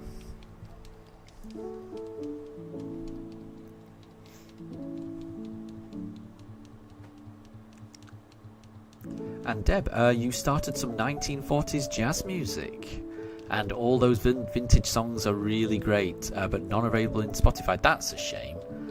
You would think that Spotify would have that type of music. And Coco, exactly. Mifa is capable of a one-hit KO, absolutely. That's usually what happens. But Shinx has survived so far. And Katri, thank you very much for the well wishes. I hope it's encounter 4550 as well, because that will be the last encounter that we do on tonight's stream. So imagine ending the stream on a shiny. I wouldn't be able to find the words for that. It would be amazing. So we'll see. Okay, let's go Turtwig this time.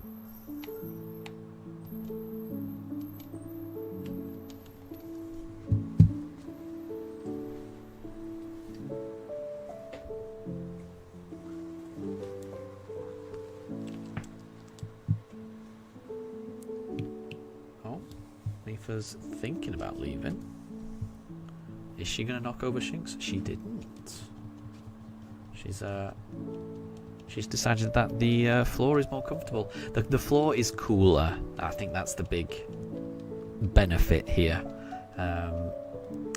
It's a little bit warm in the UK. The temperatures are creeping back up, and whenever it is warm, the poochers don't like the bed as much. I think the bed is quite nice and warm, which you don't always want nice and warm when it's already a bit hot.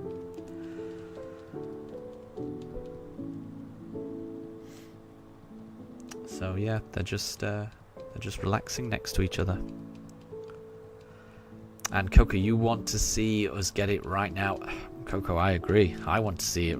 I want to see us get it right now. You've no idea.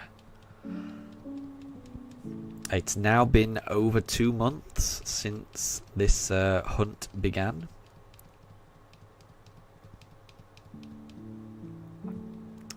So it's been a hunt that has gone on for over 2 months. It's gone on for over 4,500 encounters. It's gone on for over 130 hours as well.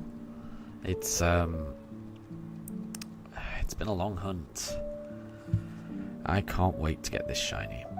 I really can't.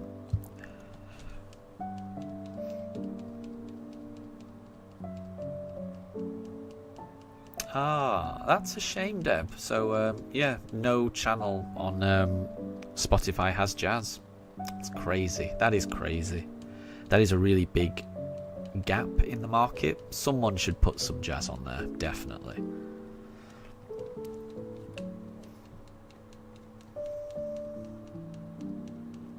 Coco thinks 2 more. So maybe 2 more encounters and we get it. Katri's thinking maybe just 3 more and we get it. My gosh. Coco and Katri, you're very optimistic. I hope you're right. I hope you're right.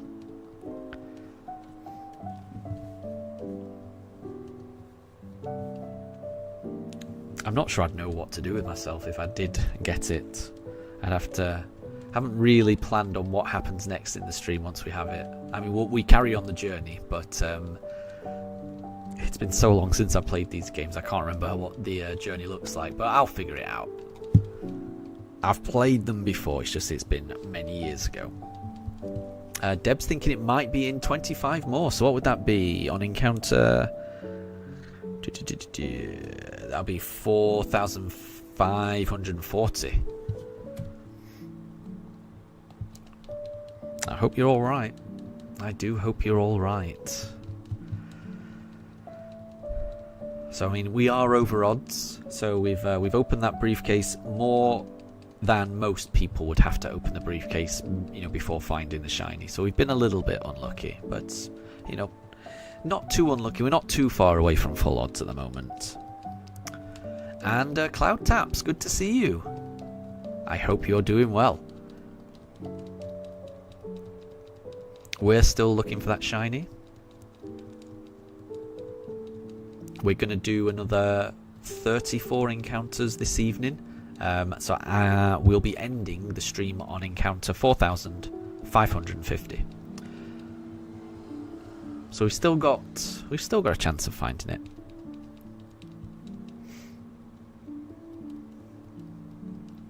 So we're doing well. I hope you're doing well as well.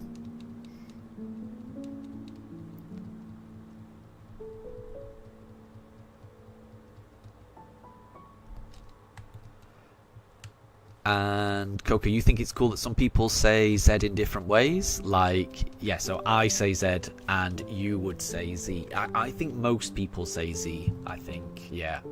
I think it's just, I might be wrong. I think it's just the English that says Z. I get the feeling that the rest of the world goes with Z. And I do say Z sometimes. So, like Porygon, I would say Porygon Z. I don't know why I say that, but I do say Porygon Z. But for everything else, I think yeah, Z would be just what automatically comes out of my mouth. It's difficult to stop yourself from saying what you normally say, if you know what I mean. I mean, I can force myself to say Z, but I have to really think about it. But for Porygon Z, like I said, I grew up with that, so that one just made more sense to me. Coco wants me to sing my ABCs and actually sing it. I don't have a good singing voice, so I can't sing, sadly. So I shall not be doing that, unfortunately.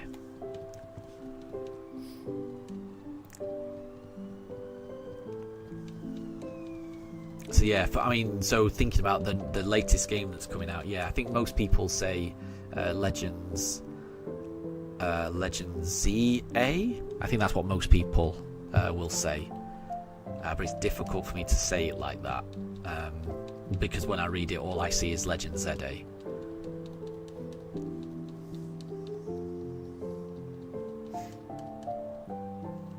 But so long as people know what I'm talking about, that's the main thing. You know, how you pronounce something, that's just... That's what makes you you, you know? How an individual pronounces something, that's just part of what makes that individual them. You know, so long as you are able to be understood, that's the main thing. Cloud Taps, in Germany you say Z. With a very sharp Z and T. Very good. I didn't realise you were from Germany. I studied German at school, but I have forgotten most of it. I think the phrase that I tried to remember from German was I'd always try to remember, and this is pretty grammatically awful, but because of what the sentence I'm trying to convey, the fact that it's so grammatically awful kind of adds to it. So the only phrase I remember learning was Entschuldigung, Sie bitte, ich, oh, I forgot ich.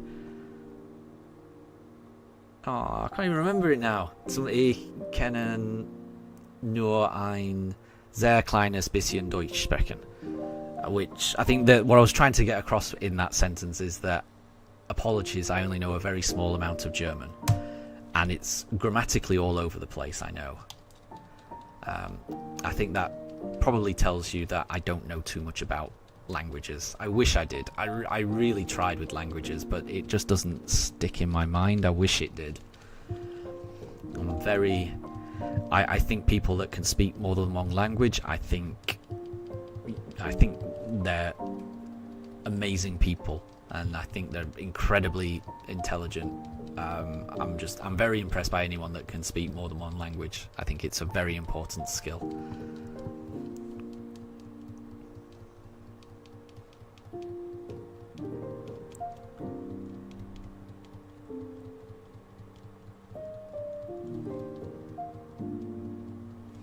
And CloudTap says that was pretty good. The grammar is not off at all. Great. I really appreciate that. I really appreciate that.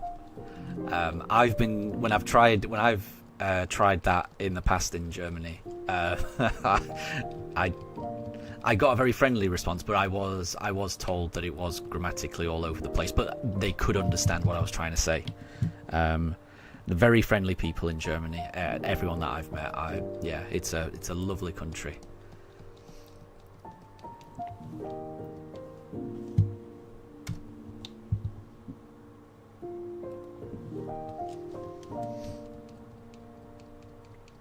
And Coco, you speak Pig Latin. I've heard of that. That's like... There's a... I can't remember how you meant to do it. You kind of put a sound... You use a phonetic start of a word and then put it at the end or something. I can't remember how you do it. I've heard of Pig Latin, and I can't remember how it works. And Katri says, oink oink. Yeah, that probably is quite close.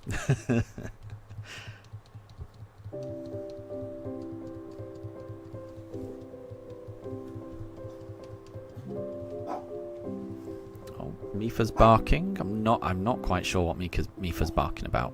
I didn't hear anything. And Mifa's not usually the one who barks. It's much more common to be Daruk that barks. I'm just going to ask her what's the matter. Just bear with me. Mifa? What's the matter? I think she says she doesn't know.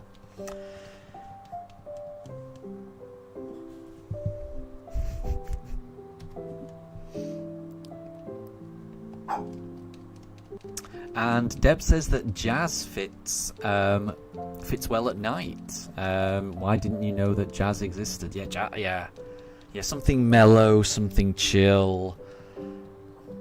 Yeah, it definitely fits for late night, doesn't it? I like that. I like something calm and orchestral in the evenings, definitely. I will say that the playlist I've got on at the moment is random. Most of it is chill, definitely. But some of it is more chill than others. This is particularly chill. I quite like this. And no problem at all, Katri. Thank you very much for stopping by. You go watch a Pokemon video. That sounds like fun, to be honest. I hope you enjoy that. So what I will say is, if I ever get the shiny, I will rename the title of the stream to be something like "We finally found our shiny," and then whatever it is. So if anyone ever misses a episode, if the title doesn't say that, we didn't find it. So if you ever miss an episode, have a look at the titles, and it will be very clear whether we found it or not. So and also when we do find it, I'll try to put a time stamp in the video description so you can skip right to the moment where we finally find that shiny, so that you can quickly get to it, because I'm looking forward to that. I'm looking forward to replaying that moment already. So yeah, thank you very much for stopping by, Katri. Enjoy your Pokemon video and have a great rest of your day. We're going to be continuing for another 28 encounters. And CloudTap's, imagine if I found it right now. I can't. I can't actually imagine how it would be. I would freak out so much. The closest thing would be how I reacted when I finally found my shiny Mewtwo, but that was only, I got that after 2,700 encounters, and the encounters did not take as long as this. So I think I found the Mewtwo after only about 40 hours. This journey has been 130 hours already, so we're way past that. And the Mewtwo that I found, I didn't have my microphone at that time, so you can't actually hear my reaction, which is a shame. So this is going to be completely different. But yeah, I can't wait. And Coco, you have to eat breakfast. No problem at all. Again, thank you very much for stopping by. Enjoy your breakfast. It's the most important meal of the day. And yeah, I hope you have a great rest of your day as well.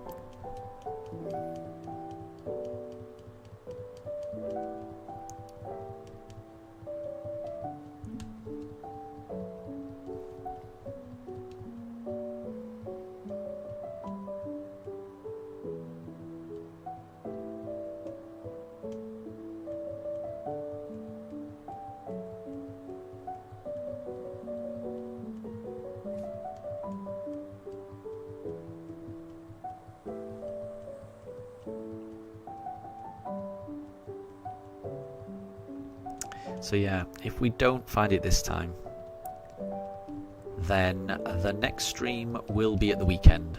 So this is the only midweek stream I'm going to have time for this week. I'll be working from the office tomorrow and on Friday, sadly. I was hoping to avoid it, but I'm being dragged into the office, sadly. But I should be able to stream on Saturday. And the weekend streams, they're always longer, so we're always going to have more of a chance of finding it on the weekend stream.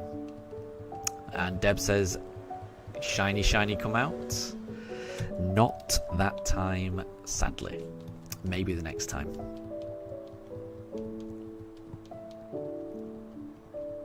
And Katri is saying that they'll stay for another 4 encounters, having previously said that they would stay for 3 encounters. Make sure you save enough time to actually watch that Pokemon video though, Katri, because that does sound fun. I love watching Pokemon videos. I've started rewatching the anime. So I watched the original couple of seasons back when they first came out, and I think I've rewatched those first 2 seasons a few times. But I never really saw any of the episodes after that. So when Ash finally reached Johto, that was pretty much when I stopped watching. But recently, over the past few evenings, just before bed, I've just been watching 1 or 2 of the episodes of the anime each evening. And it's great. It's so good just revisiting Ash's journey. And watching all these Pokemon episodes that I'd never seen before. So I'm up to, I think Ash has caught his Heracross in Johto, and I think a little bit more had happened. They'd encountered a Hoot and some dancing Bellossom, and it's just great. It's just great. And the whole season, I forgot, started with a kind of mystery with Ash encountering a wild Suicune by the lake, and then it ran away. So yeah, I'm looking forward to, you know, watching a couple of episodes in the evening just before bed. Yeah, I can't wait to see how this journey goes. Katri, you're currently on the Pokemon Sun and Moon show. Nice. Yeah, you're way ahead of me. I will catch up to that eventually. So that's the thing. If I just watch a couple of episodes per night, it will take me a very long time to catch up, but eventually I will catch up.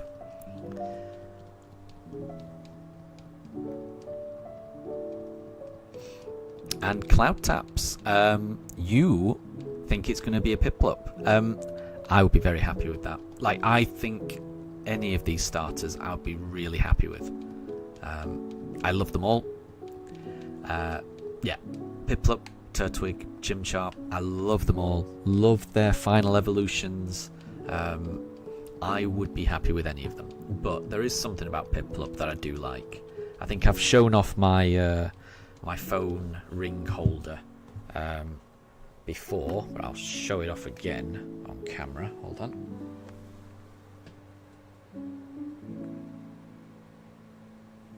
So that's my phone, and so Piplup comes with me, and I've had that for years and years. So Piplup comes with me wherever I go. And I also just like Piplup just because of its final evolution. You know, Empoleon, Water Steel. It's a really unique typing with lots of resistances. I'm a big fan of Empoleon. So I hope you're right, Cloud Taps, but I would be happy with anything. And the appeal of it being random is, I like it.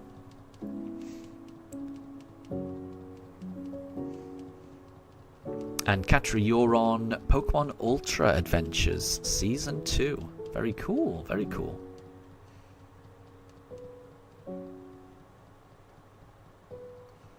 And Deb, I think, is that a little poem? Shiny, shiny, shiny.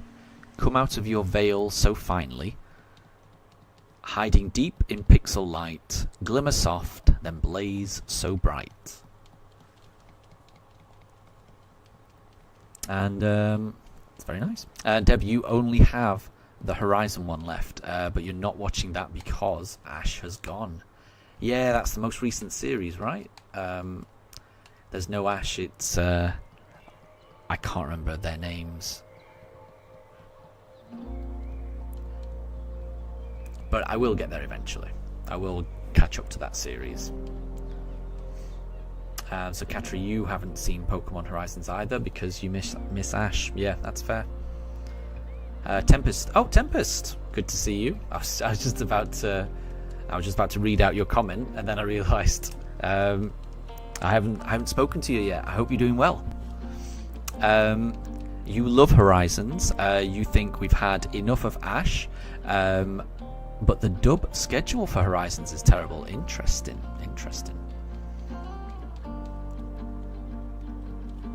Yeah, I don't know too much about it. The only thing I know about Horizons is I think that's the series that involved a shiny Rayquaza, and I think that's the reason they gave away a shiny Rayquaza in Scarlet and Violet through the raids over Christmas, which I was very thankful for. I very much enjoyed doing that raid battle.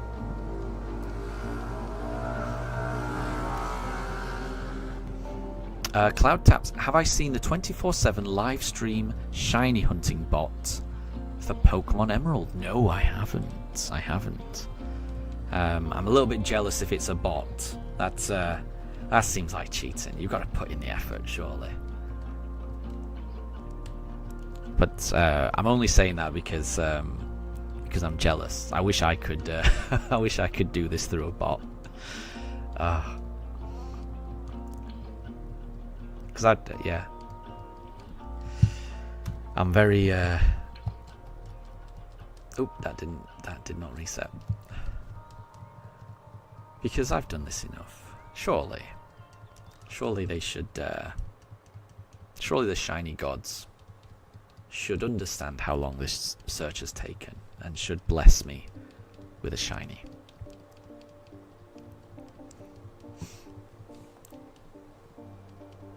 Katri, you didn't get the shiny Rayquaza. That's a shame. I'm sorry to hear that. I've got a couple of switches, which meant that on my old Switch, I was able to encounter the shiny Rayquaza, and then I've just left that Switch. And what I mean by that is, if you keep your Switch offline, it will always save the last raid encounter that you had. So I've got a Switch that currently is still spawning the shiny Rayquazas. The problem is, as soon as if that Switch ever went on the internet, I would lose it. But what it means is, because I've got two Switches, I can load up a brand new save file on my normal Switch, get up to the point where you can go into Terra raid battles. Then I can join a local raid on my old Switch, which still has the Rayquaza raid, and then I can fight a shiny Rayquaza on a new profile. So if you did need a shiny Rayquaza, Katri, I could just start up a new game of Scarlet and Violet and catch you on for you, if you wanted. I mean, I won't be able to do that right now, because I'm doing this. But that's the type of thing I could probably just do off stream for you if you wanted. Because if you look at some of my older live streams, that's what I used to do. I used to just stream myself starting a new game in Scarlet or Violet, getting to the Terra Raid part, and then just battling Rayquaza. And this was like months and months after the event had ended, and then giving away the Rayquaza that I caught.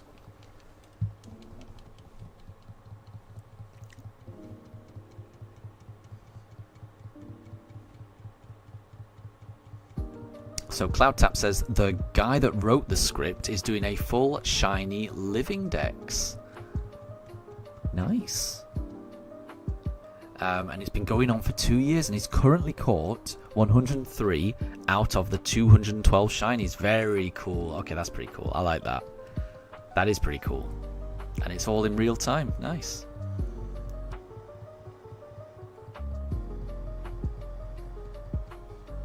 And Debs wrote a few more poems. Bear with me. So, behind the odds, you dance unseen. A golden gleam, a silver sheen. Don't be scared, don't stay away. Step into this brand new day. Manifest from cosmic thread, where dreams and stardust gently tread. Let luck, wonder, now align. This journey starts and you'll be mine. Shiny. I hope so. We've got 20 more attempts, so let's see. And Katri says, yes please, but you don't have Nintendo Switch Online. We will need Nintendo Switch Online. The only alternative would be, have you got Pokemon Home on your phone? I think it's possible to trade through Pokemon Home. If not, then I can always just, well, whenever you do have Nintendo Switch Online, which can be many months from now, there's no rush, you can always let me know, and I can catch one then. I don't think I'm ever going to get rid of that Rayquaza encounter. I think I always want to keep that as an option, just in case anyone, I mean, this is the thing, you know, if anyone ever missed that Rayquaza raid, I want a way to be able to catch more. So, yeah, you've got it on your Switch. Yeah, so I think then it'll just have to wait until you've got Nintendo Switch Online, and whenever you do get it, then I'll be able to trade you one. But Katri, this Rayquaza, would you want it to have any particular trainer name? Because I would be just starting a new profile, I can just give the character whatever name you want. So if there's a particular trainer name you want, then let me know, and I can start that profile with that name. But yeah, we can do the trade whenever, so that can be, you know, whenever you want in the future. It's fine. I will keep the Rayquaza safe for you. CloudTap says the Pokeball star animation just gave you a heart attack. I know what you mean. It does sparkle. There's a little bit of sparkle that comes out of the Pokeball, doesn't there? I know what you mean. I know exactly what you mean. But it's going to shine at some point, and it will be unmissable. And I can't wait.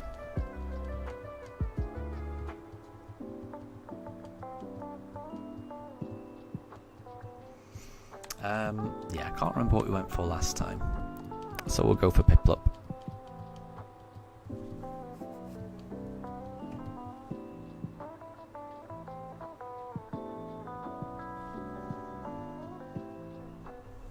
Nope. Okay, so 18 more attempts.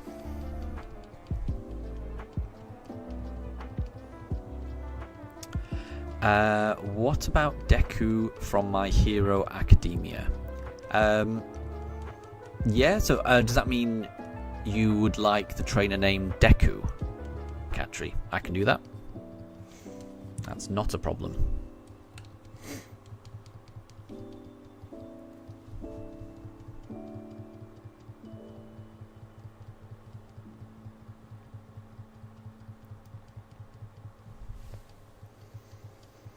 But yeah, that was what I used to do on these streams. You know, before I did shiny only runs, I used to just create a new profile, run through Scarlet and Violet, get through the academy, get to the Terror Raid bit, and then catch the shiny Rayquaza, and then just reset and then do it all over again. Though that was my those were my live streams back then. I think I did a few. I did 3 or 4 of those, I think. Right, let's do Turtwig this time. And yeah, okay, Katri, yeah, I'll do one with the trainer named Deku. That's fine.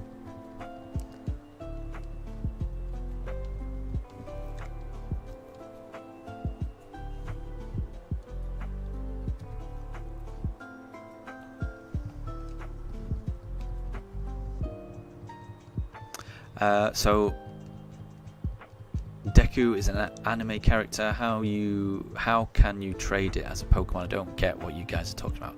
Oh, we're just talking about. So what I'm going to do is I'm going to create a character in Scarlet and Violet, and I'm going to name that character Deku, and then I'm going to catch the Rayquaza. And it's an event, Shiny Rayquaza, but the event has ended. But because the Pokemon Switch that I have still has that event, and I have not gone online ever since, and I will never go online ever again on that one particular Switch, it just means I can still access that Shiny Rayquaza event. It was really cool. I wish Pokemon did more of those shiny legendary events, because it's just fun. It's just really fun encountering a shiny legendary. Right, let's do Chimchar this time.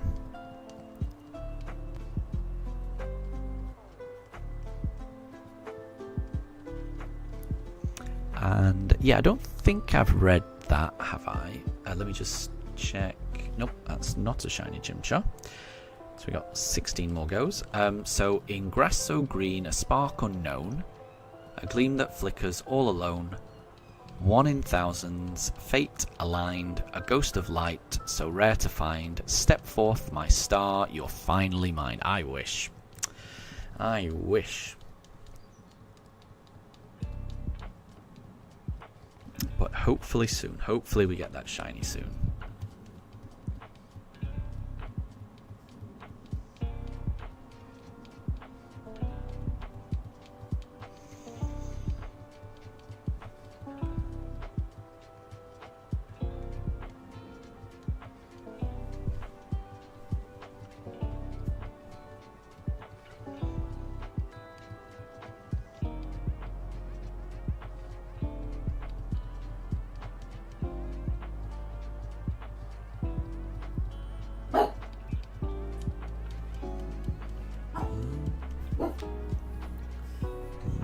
Not quite sure what the pooches are barking about. I didn't hear anything. And Katri says, if you're going to name the trainer Deku, make his hair green and give him freckles. Interesting. I can't remember if you can change the hair colour to something like that. I'll give it a go, though. I will give that a go.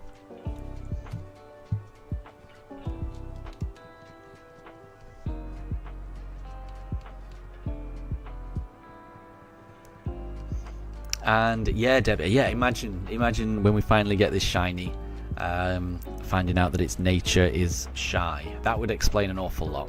That would explain the delay.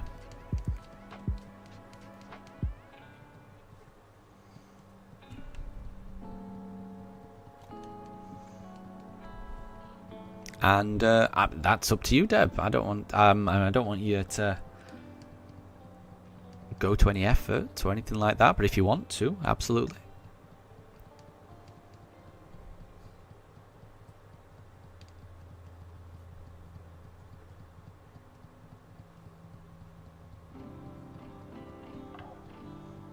We've got 15 more attempts before we have to call it an evening. But so far, Shinx has survived. I can't remember what we did last time. But let's pick a Turtwig. Daruk is having a bit of a scratch there. Mifa's fast asleep on the floor. And we didn't get a shiny Turtwig that time. Maybe next time. And Katri, you speak some Japanese. That's impressive. That's really impressive. I sadly don't think I know. I know one word. 2 words. I know arigato and konnichiwa. That is the extent of my my knowledge.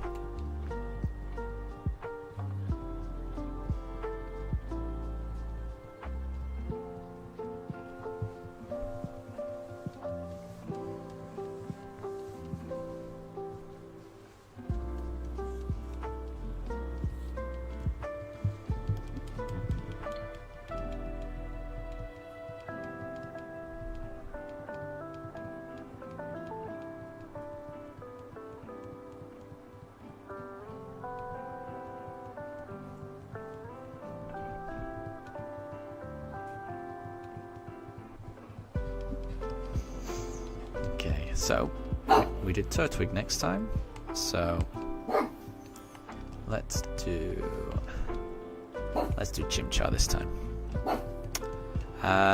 Yeah, Deb, exactly. Those are the only words that I know, and that is pretty basic, and that's the extent of my knowledge. But that's really cool, Katri. So your aunt is teaching you. That is really cool.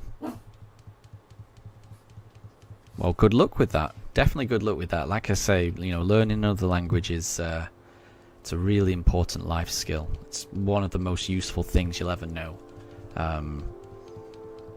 Yeah, so really good luck with that.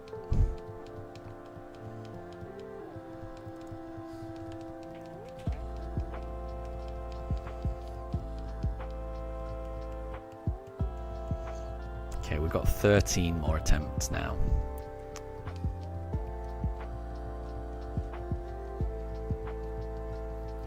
And Katri, you only know those 2 right now. Yeah, well, everyone has to start somewhere, right? So, yeah, don't be put off by that.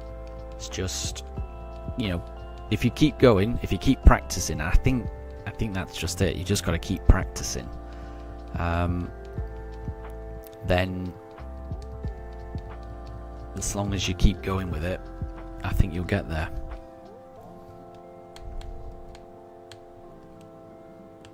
So again, yeah, just good luck with that.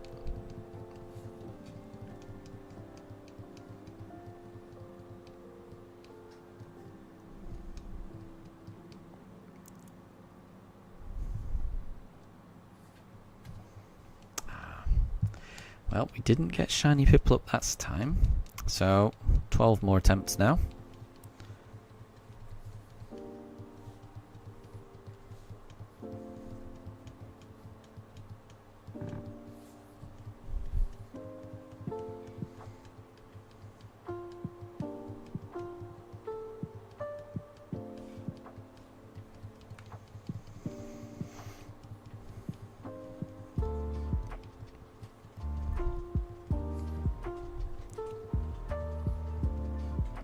And I will say this stream has gone quite fast. It's I mean we've already done more than 100 encounters, which is that's really impressive. Because we started... Oh no, we haven't quite gone over 100 yet, have we? We're almost there.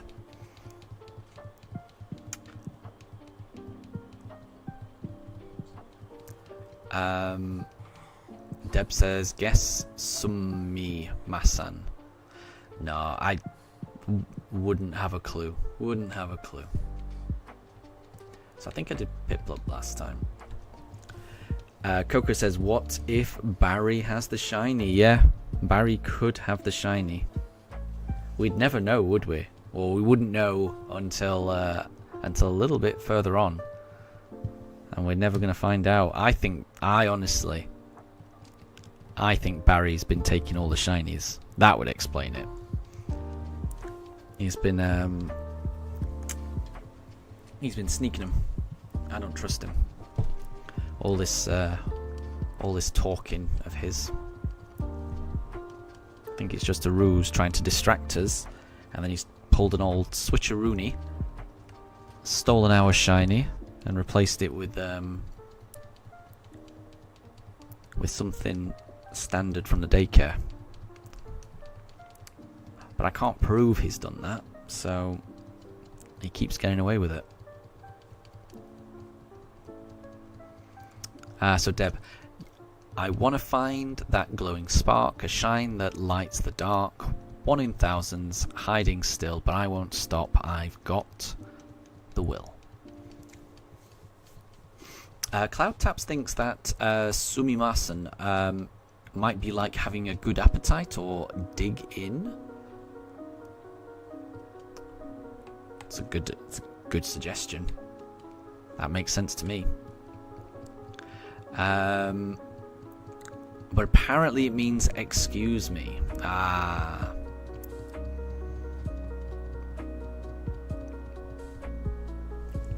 Yeah, I wouldn't know. I am terrible with that. Okay, we've got 10 more encounters now. Katri says, imagine if we get it at 4,550. That would be the dream, in my opinion. That would be... I mean, I can't imagine a better way to end the stream. I'm not sure I would be able to end that stream, to be honest. I think I probably would run around with the shiny a little bit, just to show it off.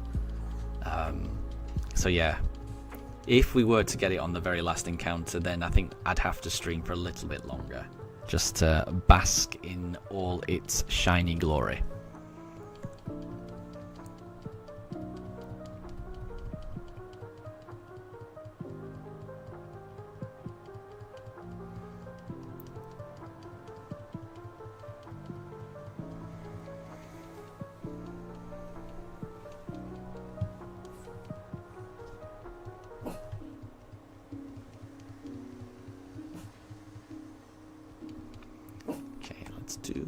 Let's choose Piplup.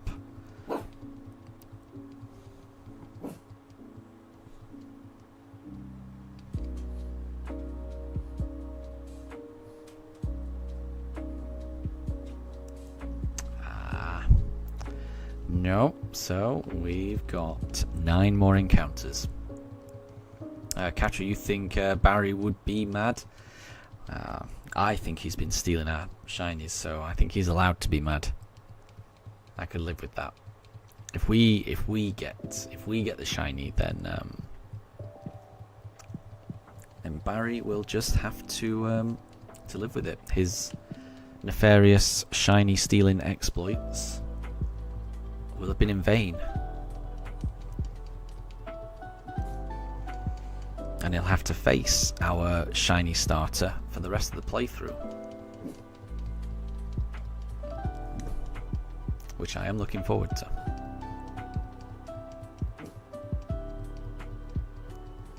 And Cloud Tap says, imagine if you could see how many shinies have already been, but we selected the wrong Pokemon. Yeah, that would be a bit crazy, wouldn't it? Yeah, I know what you mean. Though, yeah, they'll pass by. So say, you know, I'll be selecting, let's say, Chimchar, you know, but you know, what if the Turtwig was shiny, or what if the Piplup was shiny? You never know, and you can never know. I mean, but I would say my understanding is that it's not generated at that point. Like if you watch the videos that manipulate the RNG to actually generate a shiny by, you know, looking at the random seed, looking at the frame rates, and not frame rates, you know, the individual frames, and then pressing the encounter at just the right moment to generate it. The shiny is generated. It's generated at the point you pick the Pokemon. It's not generated before then. So when the briefcase is open, none of them are shiny, none of them are not shiny. They haven't been generated yet. Even though it's weird because you're looking at an image of them and you're thinking, oh, what I'm looking at is the Pokemon, but it hasn't been generated at that point. It gets generated at the point you click yes.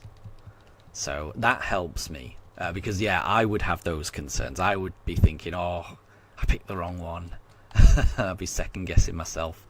But yeah, I'm glad it operates in that way, because then I don't have that worry.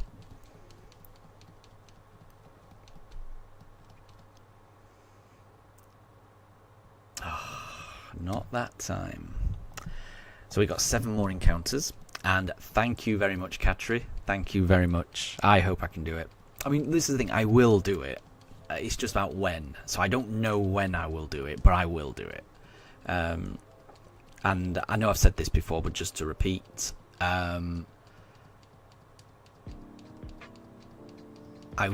will only be doing these encounters on stream, so it'll never be a case where like you join a stream and then I've caught it offline or something like that. When we find, you know, I will only be doing these encounters on stream. So when I do finally find it, it will be on stream, and it'll be, you know, these recordings stay up. So if you ever miss it, like I say, you'll always be able to do it. The stream will be renamed. You'll always be able to see it. You'll always be able to jump to the exact moment it happened. So yeah, in that sense, you never have to worry about missing a stream or missing anything, because it'll all be here. Wait, no, I did Piplup last time, so we're going to do Turtwig this time. Right, 7 more goes. This is encounter 4544. And this Turtwig is not shiny. So now we've got 6 more attempts. So yeah, and I will, no matter how long... Oh, this is not reset. There we go. No matter how long this takes, I will be keeping going. So yeah, there isn't a number of encounters where it'll be like, oh, you know, I give up now. This is going to take as long as it takes. And honestly, the longer it takes, then just the more special this shiny is going to be. It's going to mean more to me. I mean, it's already going to mean an awful lot to me when I do get it. But the longer the journey takes, then yeah, it's just going to be that much more special when it finally does happen.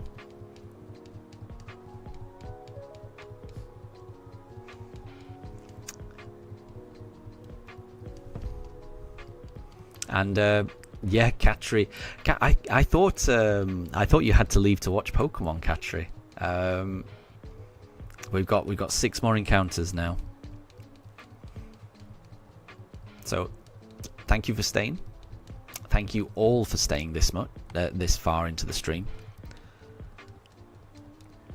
Let's see if we can get it on encounter 4545. And let's see if this Chimchar is shiny. It is not. So we've got 5 more encounters now. So I'm going to try and do this in order. So the next encounter will be Piplup. Then we'll do Turtwig. Then Chimchar again. Then Piplup. And that means that we should be ending on a Turtwig if I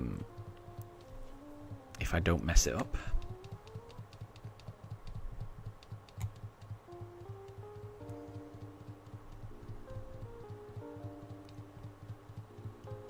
And Katra, you want to see the final 6? Yeah, well, we get through these encounters quite fast, so yeah, it shouldn't be too much longer. Shouldn't be too much longer. And again, I'm really hoping I can get it. And Deb, imagine it being the next odds in other games, like 1 in 8,100. Yeah.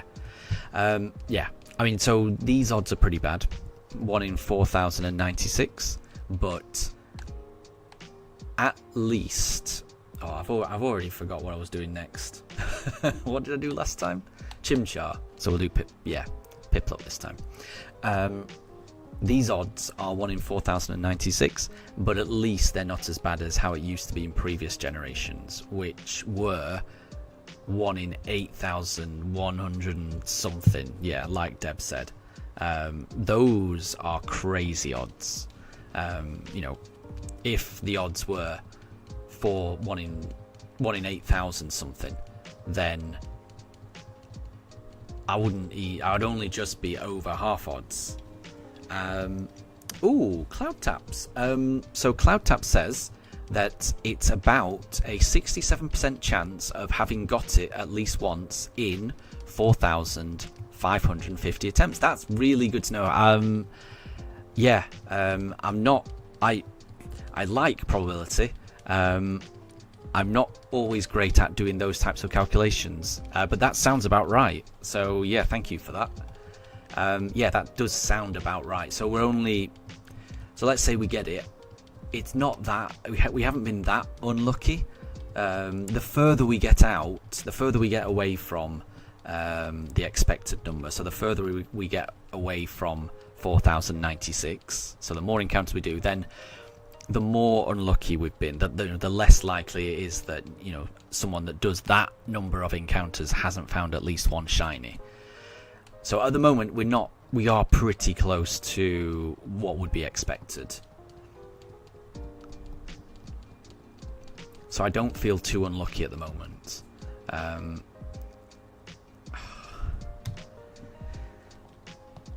But the problem is, you just never know when the next one is. You just never know when the shiny is going to appear. You know, there's no way of knowing how close you are or how far away you are. It's just a case of rolling the dice each time. We've got 3 more, so we're going to do a Chimchar, a Piplup, and we're going to end on the Turtwig. Chimchar's next. So this will be our last Chimchar for the evening. So if anyone was hoping to get a shiny Chimchar this stream, this is the last chance. Let's see if Chimchar takes it. And Current, glad that you're back. You're just in time for the final 3 encounters. So we're going to do a final Chimchar, a final Piplup, and then a final Turtwig, and then that will be the end of the stream for today. We'll be picking up again on Saturday. Oh, Katri, you think I should end on Piplup? Yeah, we can do that. So I'll tell you what.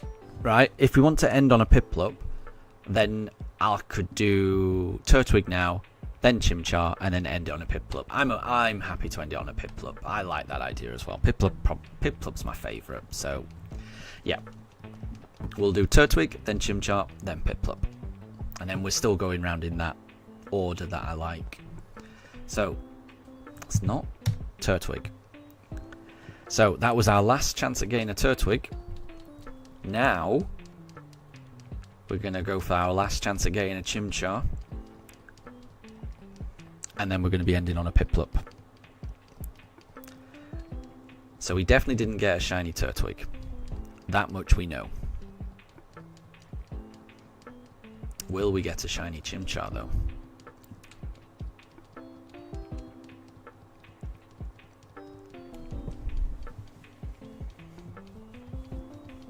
I would be so made up if either of these two were shiny. The exact probability is 1